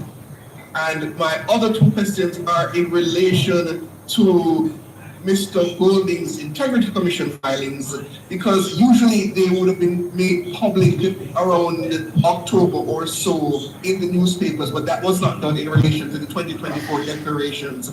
Do you have an understanding as to why there's been a delay, as suggested from the Integrity Commission? And secondly, in the matter of Dennis Gordon, the suggestion is that Mr. Gordon could have potentially breached the Customs Act in terms of making a false declaration. Do you still stand by your suggestion that he has done nothing wrong, or he did not break the law in relation to the Jacqueline matter? Thank you. Could you repeat your first question? What is the Prime Minister's, what is the recommendation Mr. Bolo could put forward in terms of how NARA can be used to address the housing concerns? NARA has been established, as I understand it, to execute projects that Cabinet approves. And in the Prime Minister's budget presentation, he identified a large list of projects that the government wishes to pursue in years to come. Bypass roads, moving communities from one location to another, to free up lands for redevelopment, that sort of thing. So that seems to be the main purpose of NARA. We've heard others, like the Minister of Justice, saying he's hoping that NARA will build some new court facilities. I think these STEAM schools that the government is intent on building, these STEAM academies, NARA is going to do that as well. I don't hear anything about NARA being used to address the current issues facing Jamaicans in the aftermath of Melissa. The current infrastructure challenges that are making life and recovery very difficult. The shelter challenges. Hey, big up Staff Garden. Thanks for coming up. Respect. Many thousands of Jamaicans continue to suffer in. The only program for this was roofs, and roofs was scoped inadequately. Its design was defective because it didn't have any resilience built into it, or anything in it to ensure a more resilient approach to housing construction. That was absent from it. So there are clear gaps, and I don't think NARA is the answer for those gaps. I think those gaps just require a focus of the Cabinet on developing a program to address those things and rolling them out quickly and identifying how they will be funded. This big envelope of resources available to the government should be, in my opinion, used to deal with the things that are clear and present needs of the country, so the country can settle down, so that the country can feel restored and ready to move forward again, rather than being in a post-disaster situation for a protracted period of time. There are two other questions. One was for Dennis. Oh, you recall last year that there was a protracted period when the Integrity Commission didn't have certain personnel in place as a result of the tenure of existing officers coming to an end, and there was some kind of impasse that delayed the appointments of their successors. And that, I think, has caused some delay in their operations. So that's where that is. I can't comment any further on that. Two things I want to notice. Mark Golding never answered him about Dennis Garden because he done the answer previous question already by the previous journalist. Secondly, the man raised the man's statutory declaration. The man him actually asked about the man's statutory. Jesus and me. Yo, me I tell you say when they tell you say them man they not have nothing about them, they not have no shame. Ocean wide a bat for Andrew Holness and the Jamaica Labour Party and come and ask the man of integrity about him statutory declaration. When and them know enough, them know so what them name, them know so the IC did have a staffing problem, brother, at the time, brother. But you know, just because the labor right them are get whole heap of pressure based off of them incompetence and how them are deal with things. Them just a try to divert the conversation from the actual issue. That is the only reason why they mention that. You feel me I deal with, but we didn't want to point that out. I mean I come back to that clip there, but we want to listen to Andrea so. Bolo, before you move, Bolo. Let me see him government short staff them. They don't hit me as some general. I didn't think they may talk about all the while in Sydney. Yo. Yes, I them a fight them. Short staff them. You come back and ask how comes that and I them short staff them. Right. Then you come up with the report before them short staff, you know. Right. So at the short staff cause the problem, so when you come now and come ask that. You see, yo. What do you have going for them and people Did he ask about why he's so concerned about the opposition leader statutory declaration, but they don't concern about his own leader statutory declaration? How he didn't ask not being certified for about 4 or 5 years now. 4 or 5 years. Unexplained wealth. Unexplained, but that is unexplained. And they cannot come up with nothing about it, but they want to come out about the Mark Golding statutory declaration. 1 year, when we just did it gone here. May I tell you? So what about the Andrew Holness declaration when nobody knows nothing about? No.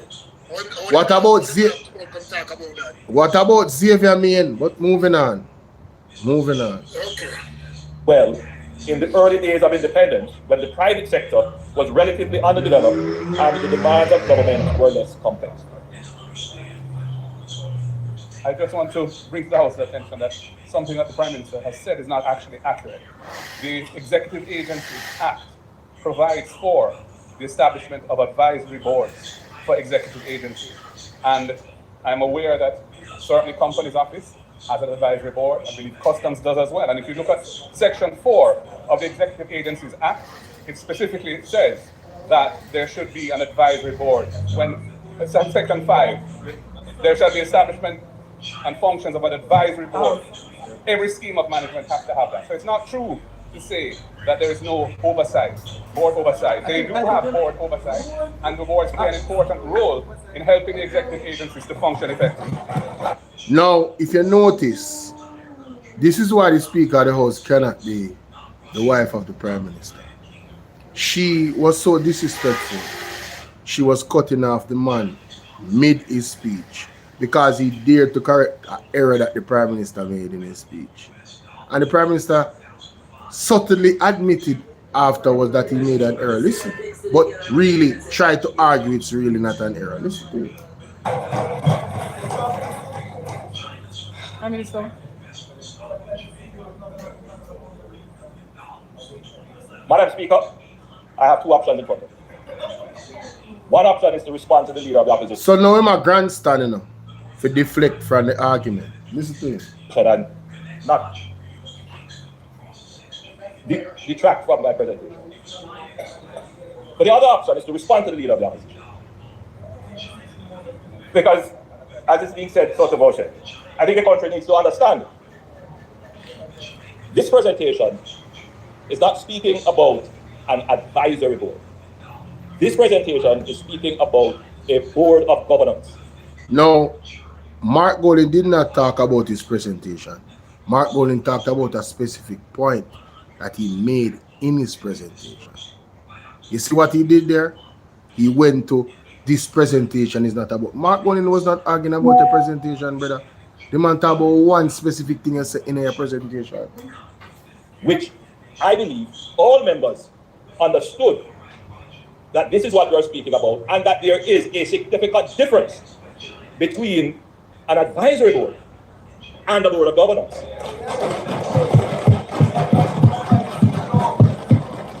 Mark Golding was not talking about a board of governance. Mark Golding specifically said, you mentioned that there isn't an oversight. And the man saying, that's not true. There's an oversight. It's clear, it's there. Moving on.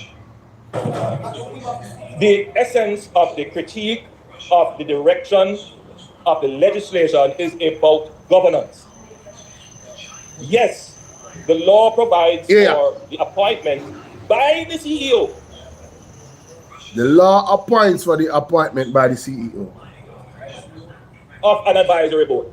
Recommends the members of the advisory board not to hold him to account for governance issues, but as a mechanism for him or her to consult with on matters specific, especially to the technical elements of the agency. I think the country needs to appreciate that there is not just a significant difference, but Madam Speaker, the advisory boards are not required to treat with matters of governance, accountability, and all the other issues of administration. When we are speaking about a governance board, we're primarily now speaking about how these entities Bolo. There's a Bolo advertisement. Will be held to account. How policy will be implemented. Matters to deal with performance. Now, I want to make it clear, Madam Speaker. JAMROC will be established in the form of an executive agency. It is not new, and I believe, Madam Speaker, that we should, as I said earlier, I commend the address of Dr. Davis, former Cabinet Secretary. And he observed that Jamaica's public service had its origins in a command and control departmental model that worked reasonably well in the early years of independence, when the private sector was relatively underdeveloped and the demands of the government were less complex. But as the government grew and the private sector became more competitive, the model proved increasingly inadequate. The response over time was to create statutory corporations and the government companies that were meant to be more flexible, more competitive in attracting talent, and more efficient in delivering services. But, as Dr. Davis noted in his address, these bodies, with some notable exceptions, did not live up to expectations. They operated as monopoly providers of services with no market pressure to perform. The Accountant General, as nominal shareholder, was a poor substitute for the private sector shareholder who demand returns.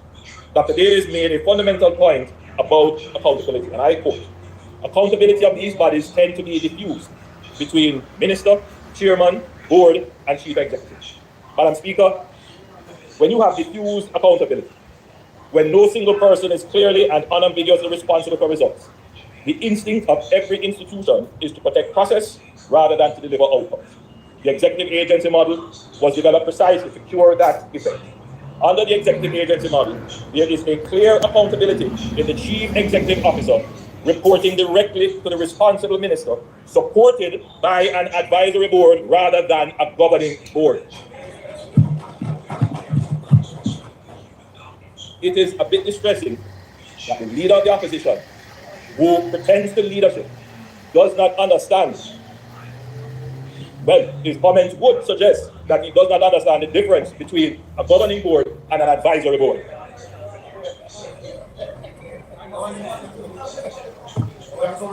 On a point of order, the Prime Minister said that executive agencies don't have boards. That was incorrect. They do have advisory boards. He also said something about the CEO appointing the board, which is also incorrect. Typically, the minister under whose portfolio the executive agency is also incorrect. They does not understand. Well, his comments would suggest that he does not understand the difference between a governing board and an advisory board.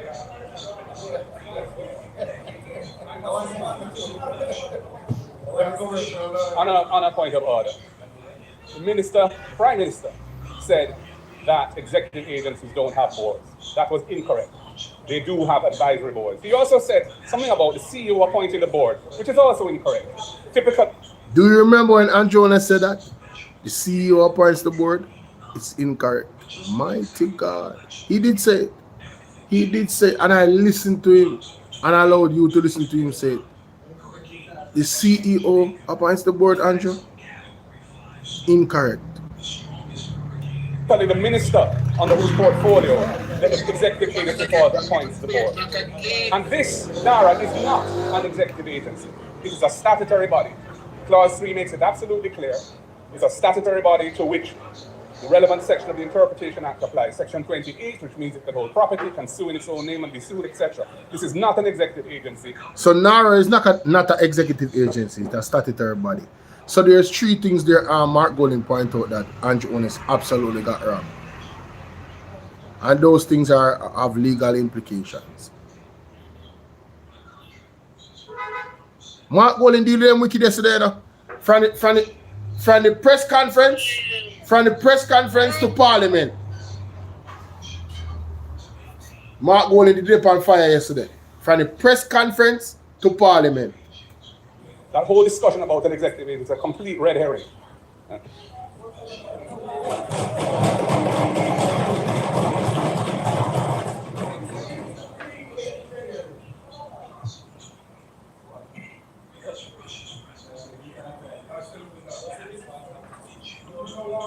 Quiet, you know, him not saying nothing, you know, watching. Madam Speaker, I believe we should focus. we should focus on this because the more the leader of the opposition gets into this business, the more he reveals himself. Yeah, him reveal himself to be somebody that have sense, unlike you.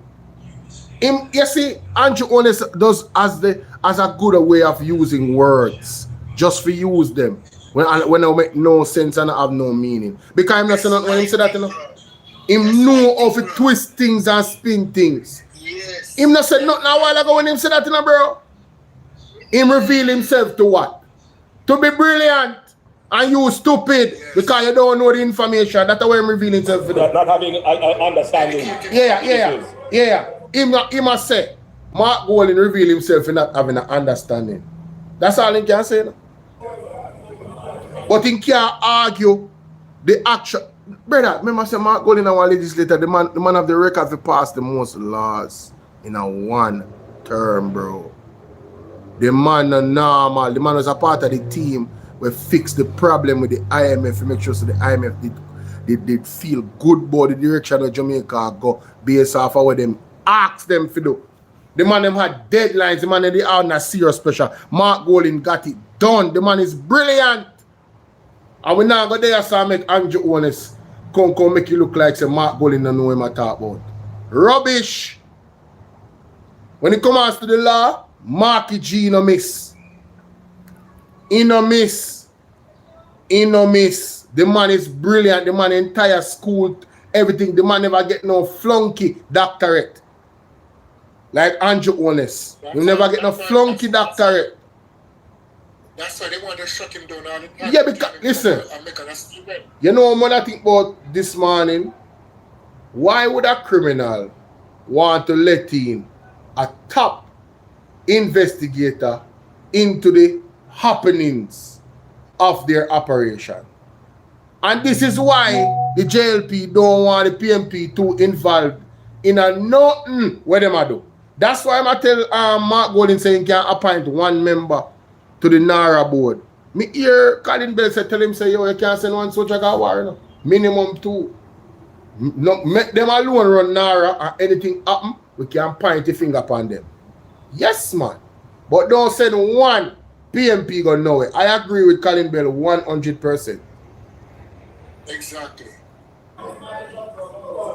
Madam Speaker, let me be precise about NARA and what we will have in place of a governing board.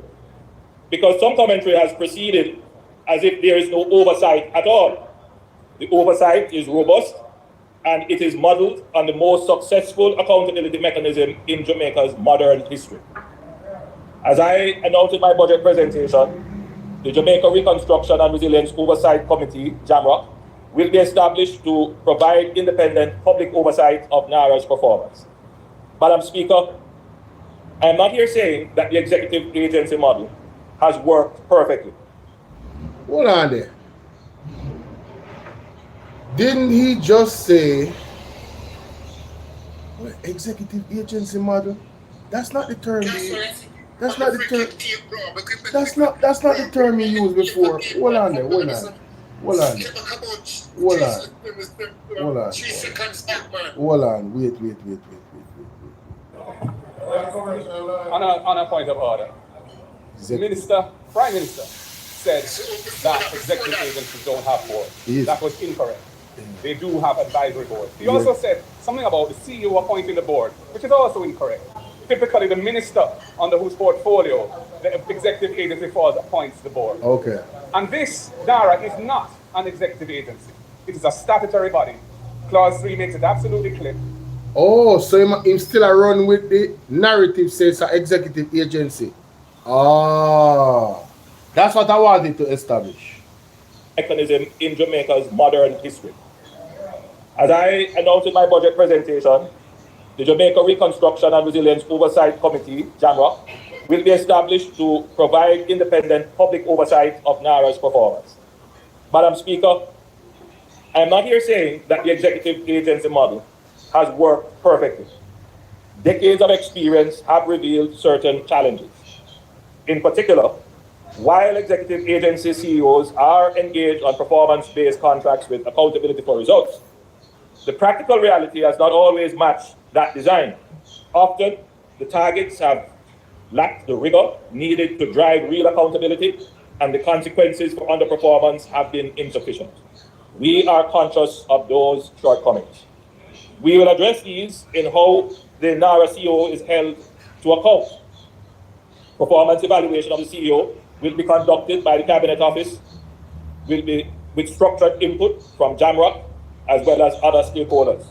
Performance evaluation will be grounded in the achievement of clearly defined targets and measurable outcomes, not merely process compliance, not activity reports, but delivered results.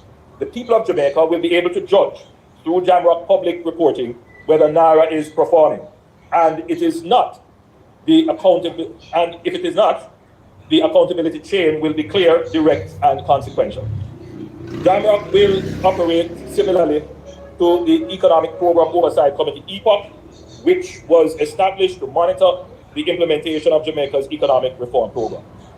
Madam Speaker, similar to the economic reform program, reconstruction is not a government project. It is a national project. Its oversight must reflect that. That is why I am announcing today that the government will make provision for JAMROC to include a member nominated by the leader of the opposition. Get it? One member. One member, you know? Play that back. Include a member nominated by the leader. Its oversight must reflect that. That is why I am announcing today that the government will make provision for JAMROC to include a member nominated by the leader of the opposition. So, JAMROC is this important oversight committee, but only one person from the PMP are going to be on it. Madness. That's an oversight. With the advice to leave it alone, because any shit going over there, bro. Yes. They are going to place it Yes. on that member. Yes. Yes. That's how this is set up. This Setup. is a setup. Setup. You're right about that, brother. I feel the same way. I feel the same way. Some coffee are boiled over the virgin. Yeah, man, them skill, man. Them skill. Yeah, boy. It's a setup. As a me like that going, I don't say nobody there, let alone go out. No, then yeah, me not. No. When the push come to shore, then we just point the finger directly. So we Yes. don't nobody there by the VP service. Say, boy, yo, Ray, you didn't know what's going on. This Yes. because trust me, in the makings and everything, they will make things shit happen in the office of that member. Yes. Just cast down that member to the shit to the pit. Yes. For that member side look bad and for them side look good. We don't. I would advise nobody. Yeah, you mean don't say nobody over there. Yeah, man. Sydney, give me. If they have carpet and there, we have sparks and there, we have marks and there, we have fast. Everything. Work.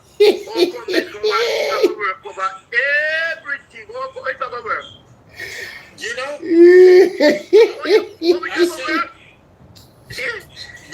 I don't trust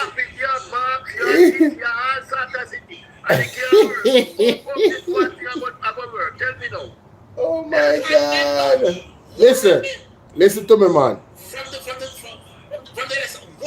Listen to me. If the PMP don't have at least 1/3 membership on that board, forget it. Forget it. No, sir. If you have 10 smart, if you have 10 smart on the board. I agree with Colin Bell. Yeah, man. I agree with the man, brother. As I talk about that, I Colin Bell, I go play last, cause I want to play the last part with Colin Bell. And then, Jamaica, you hear me I say? People that may watch me right now, if you don't appreciate the platform and you're able to, buy a friend a beer, man. Buy a friend a drink. When I find Colin before me left, everything that they want to can use, Cash App, Zelle, everything. And if you don't want to text me, don't text me. Buy on a friend a drink. Alright? Bless up the platform. Anyway, what Colin Bell live, you know? Let me find the video from last night. Because I had Colin too, you know. Let me find, because Ralston Hyman said something important. Because it was not, no. The statutory filing was not out. How come? You're asking Mark Wolin that, but the Prime Minister one is not out for the last 4 years. Then people have no shame at all. No shame at all, brother. Yeah, man, it's a joke. Yo, no shame at all, bro. I tell you, say man ain't dangerous, man. No shame, they don't have Colin. Journalists from Nationwide asked that today in a rally. Okay. Yeah, man. I get a laugh every time I hear this man talk. The man so bright. That's something like that. My God. The costume them doing a Jamaica, we wouldn't be fretting so much right now. Right, that's all. Yeah, man. Most certainly. Respect. Yeah, man. So, Ralston, the Jamaican people have been dealt a serious blow by this government. Would you agree? Yeah, man. Most certainly. Because I like to use the example. A lot of us have motor vehicles that we insure every year. And we know some people have never met in an accident. I've never claimed on their insurance. 30, 40 years they have paid insurance same way. And this government has been in power for 10 years. I want to stop the insurance. No shit in the fund. We'll never tell. Maybe that's why Andrew can't come. Because we're not telling this about the gas price now. If we had kept the insurance, we wouldn't be fretting so much right now. You're right. You're correct. Come on. A massive error. Massive error. The best government, The best government. That's a joke. The best Prime Minister and the best Finance Minister. Make a big boo-boo. Big boo-boo. Rally, we're going to wrap up anything. Just give your final words now.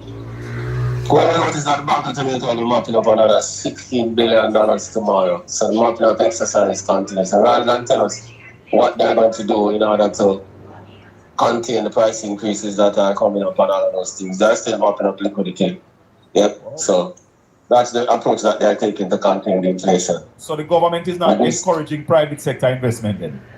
No. So they're saying to the private sector, they're not using growth. Yeah, they're not using growth as a strategy to deal with the problem. They're dealing with contraction and compression.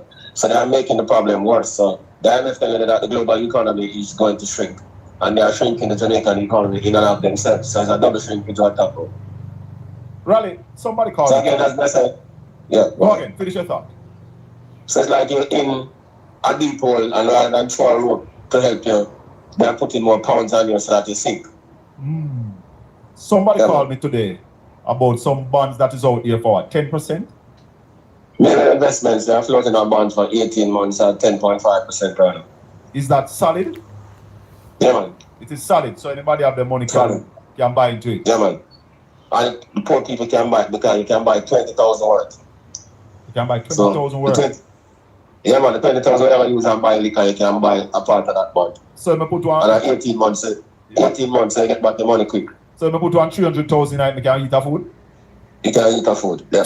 And 18 months, you get back the money. Less than 2 years, 1.5 years. Yeah, man. Well, yeah, man. Mm. I did some business with Mayberry before, so I kind of comfortable with Mayberry. I got my money. Yes. Yeah, let's see the latest development because the Chinese king and the Russian foreign minister will be meeting tomorrow because the man must say we're Trump at the gas stand. Yeah. And then now I go to take it. Then now I go to take it lying down. No, because China see that an attack on them. Oh. Yeah. And I've been saying that to you during a rally. You hear that? Trump block the Hormuz and China say, brother, you stop my business, brother. It's like a me war. So I trouble that, you know. You understand what I deal with? I trouble that, you know. Yeah. Say China go so Bob's now on this side, say, brother, me can't continue make you do this, you know. So I have to defend myself, you know. I trouble that. That's our next problem again in Jamaica. And we have some little cockroach in a big eagle fight, you know. Where we are going to just get crushed when they are trampled by one another, you know. Trump heal already, you know. Trump heal. You know, you're the latest. What you say? Trump say he might work with your, like I say, he might work with your time to make the Chinese them do them thing and them have to go talk. Yeah, because Trump an idiot. Don't know who to frighten. Let me tell you something. Next month. Bro, let me tell you something. Next month. So, brother, listen, let me tell you something, man. When you stop listening to what blows and skirt Trump talk about, you know, man, with the arms, listen to what Trump talk about arms because Trump can't do nothing to arms right now, you know, because Iran have that lockdown. You can't go through there. No, you don't understand, bro. Remember say China and Iran good enough, brother. So feed them shit. It country them. No, well, I know the country. When we get to understand, somebody can correct me if I'm wrong. But the country them will align with Iran. Feed them ship can go through, you know. Yes, man. Yes. All Iran go through. That's what I'm saying. But not for the American side. That's why Trump are black. That's a brother. No, Trump cannot block it, bro. That may make you know you can't do nothing to it. No, and I see it because hold on. It's a something I follow, you know, man. I follow that news there, you know. I'm gonna just listen on CNN. Yeah. Because CNN not giving you the full load on the NBC. They are not giving you the real thing. You know where you have to go? You have to go to Global News. Forget the whole load on this. Iran is the one who control Hormuz. Yeah, I know that. But me here say Trump have some shipping at the area. But them have shipping at the area, but them have a plan of it go around either around Africa or go back towards the Red Sea. No, me talk about the canal. They cannot go through the canal. Me talk about warships, bro. Me not talk about fuel ships. Nothing at all around this so right now. We not talk the canal bridging and the canal we are talking. But he can't block the entrance. We're not talking Bro, Colonel. this is what I'm saying. This is what I'm saying. This is what I'm saying. I ask them, brother. Amos, yeah, man, I tell you, see, Amos right now, it closed down. Okay. By Iran. All right, left that alone. Because I don't want to go into that too much because I wrap me up. Hold on, let me finish this now. The one good thing can go through there right now is people who is aligned with Iran, as you just said a while ago. But anything towards anyone that aligned with America cannot go through there. We know that. We don't dispute that. We are talking out of the IC now. We can't say anybody pay Iran money can pass them out of the IC there. At the IC we are talking, we not talking Canada. They can't come in there, so you know. We are talking outer rate out of the IC where my black stuff ship out there, so it not come through. But China pass him, and so Iran thing pass him, and he can't do them nothing. So there is some people them a report now and say, oh, them a pass out the sea there, and you try trouble me. All right, we leave that alone, please. That is a never-ending conversation, and we soon end the live. We want to get through this, please. That was the same, because I'm saying that oil is a global commodity. So even if America have the price of oil for cut because the traders control oil. Yes. And the oil prices that drive up inflation in the US. And the consumers, they must spend less and the economy is slow down. Wow. Yeah. We have a call. So, I could hear with that person before you go. Yes, caller. All right, okay. Yo, man, I'm born here, man. You have some question. Big up, Ralston. Yes, Bolo. What go on, brother? Me have some question about the government. I'm going to play one smart clip to understand what about the government. Because you see, Labour, I'm tell you what about. Listen to this. You see your company leader say you don't want to see people them line up and beg and all and put the food this up and join me. I'm just holding it. I don't see you do nothing better. Everything that you comes with, everything that you come with chaos and it come with competition. So everything where you come with no make no sense. Right, yes, sir. But Bolo, Raleigh, I hear the MP, one of the MP from Hanover, said that a old lady went to the launch of the roof program and then give her a check for all up for 500,000. And when push come to shove, she not get the 500,000. Nikisha Burchell says she carry next man. What the man name? Stonewall or Manawal? Yes, Manawal all up a check for 500,000. The cardboard all know Manawal not get dollar yet. No money. I tell you something, I'm more listening to me. I say good. Yes. The program run out of money. What? No, Rally, hold on. I'm bother with that rubbish. I'm bother with that. No, remember say Rally, we are talking about. Hold on, Bolo. Rally, what you say? Me said to you, sir, the program run out of money. Oh, yes. I'm telling you, first thing, them underestimate how much money was needed, and the 10 billion when they ended up run out, and them wait for the supplementary estimates to pay out more money. Hallelujah! Mighty God. Daniel. I'm challenge everybody in the government, from the Prime Ministerial level, tell me, them underestimate how much money they're going to need. Them allocate $10 billion, and the $10 billion run out already. And then we can a supplementary estimate to get back more money. Rally. So that means the assessment that we've been talking about, the assessment was flawed. Correct. Hallelujah. But everything them touch and give us some confusion. Hold on, Bolo, you remember when Titan did that sing? The people them sing nearer, my God, to be.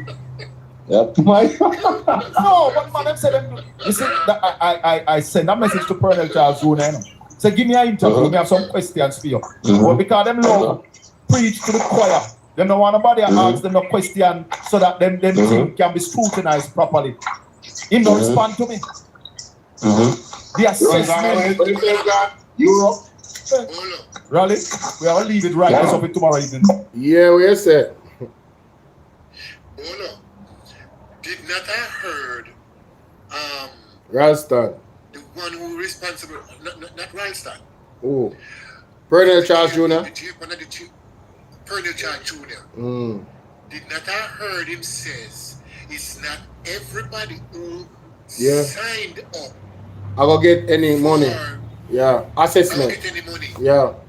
Good God Almighty. So it aligned with where Ralston said the money done. Exactly. The money done. Ralston, that's what I want to come with now. The same thing with Ralston say, why they don't have no money, the money done. Yep. But outside that realm of possibility. Well, Hold on, stick up it. See the evidence here again. Did not the conference that keep yesterday with the PNP, with it, the man name again, Dr. Dayton Campbell? No, not Dayton Campbell, the one I cannot see, man. Oh, Mr. Floyd Morris. Mr. Floyd Morris. Remember that Mr. Floyd Morris in talk yesterday, and I said, boy, it's $10 billion. Yeah, I see him 10 billion.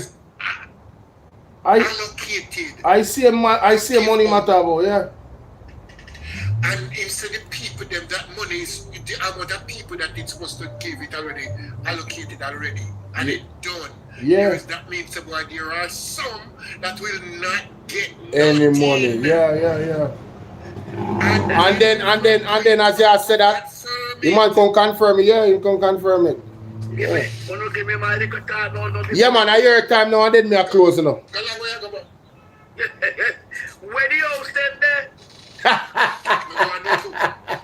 the house them there? Because 5,000 houses say I come and me no see none yet. Brother. Not even one house. Where you there? I don't So know. what are they? So the money done before you buy the house. The money say you buy the house, the man in the power water come. No, it's above the Hamus. Where the house them there? Gentlemen,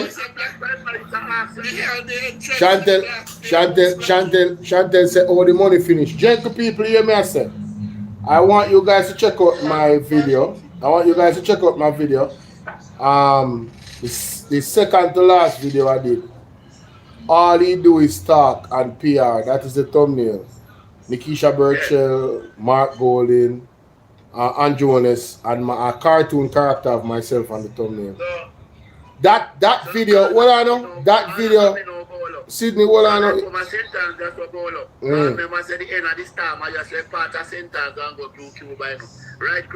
Yeah, man, some people in a sentence get mashed up, man. Yeah, man, take go right cross. Mash up. So me ask you no Bolo. All I come here with the context on estimate and text on sit because me can't nobody look. No, I mean if you tell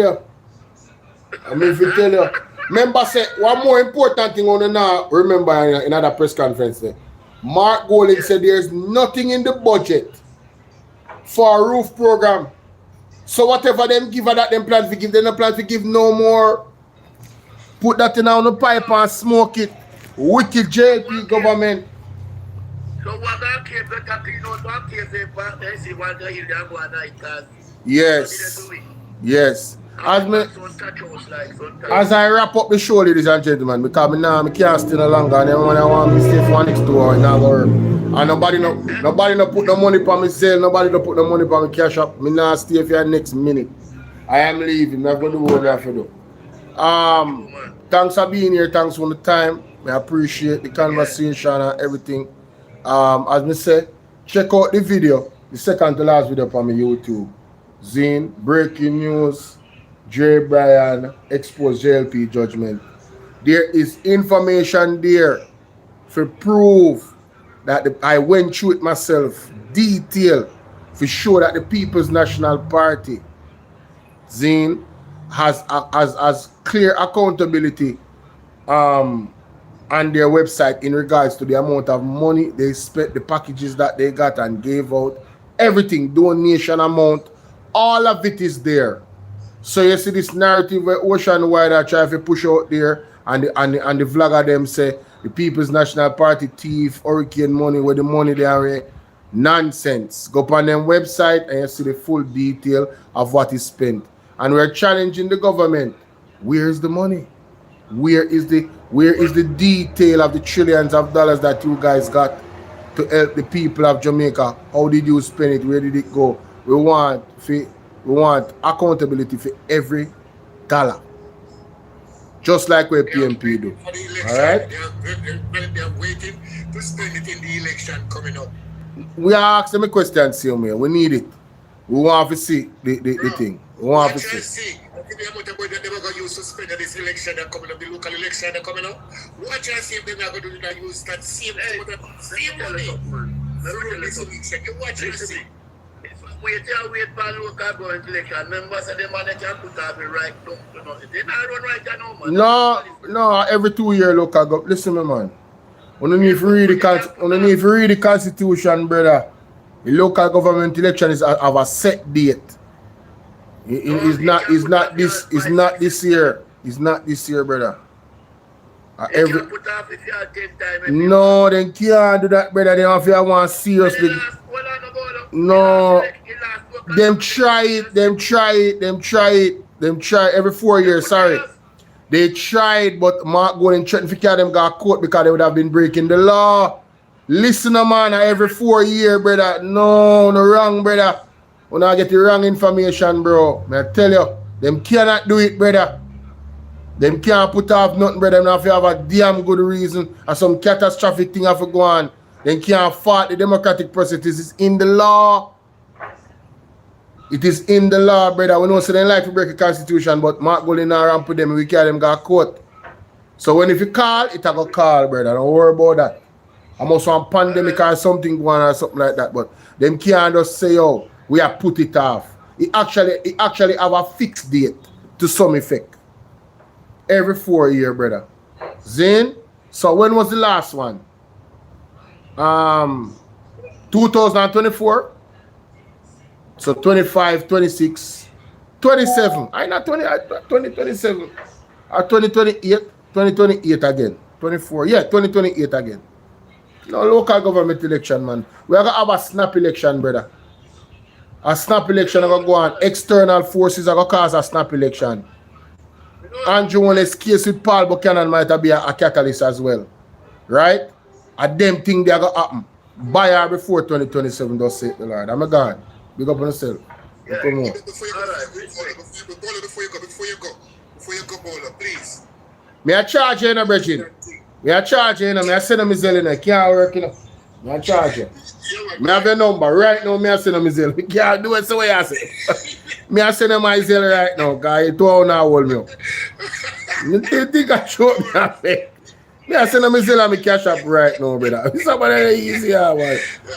Follow this man and me come off my life. Listen to me, man. That thing there with Buchanan, with Paul Buchanan and Andrew Wallace.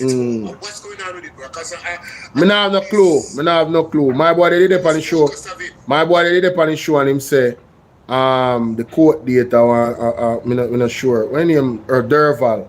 And he say I think this Friday or next week Friday him say I have a protest out there about that same something there. So I'm not sure. Probably them put it off, but God on time. Where I keep an eye on it. Because as soon as it come up, I'm sure say it go come in the newspaper. Because it's a hot topic. People interested to know what's going on with it. You see what I say? Yeah, man. People interested to know what's going on with it. So that is it. Exactly. Alright, Barry. That's it. Yeah, man. I send them catch up and I send them Zelle now. People look more. I'm out. Alright. Yes, sir.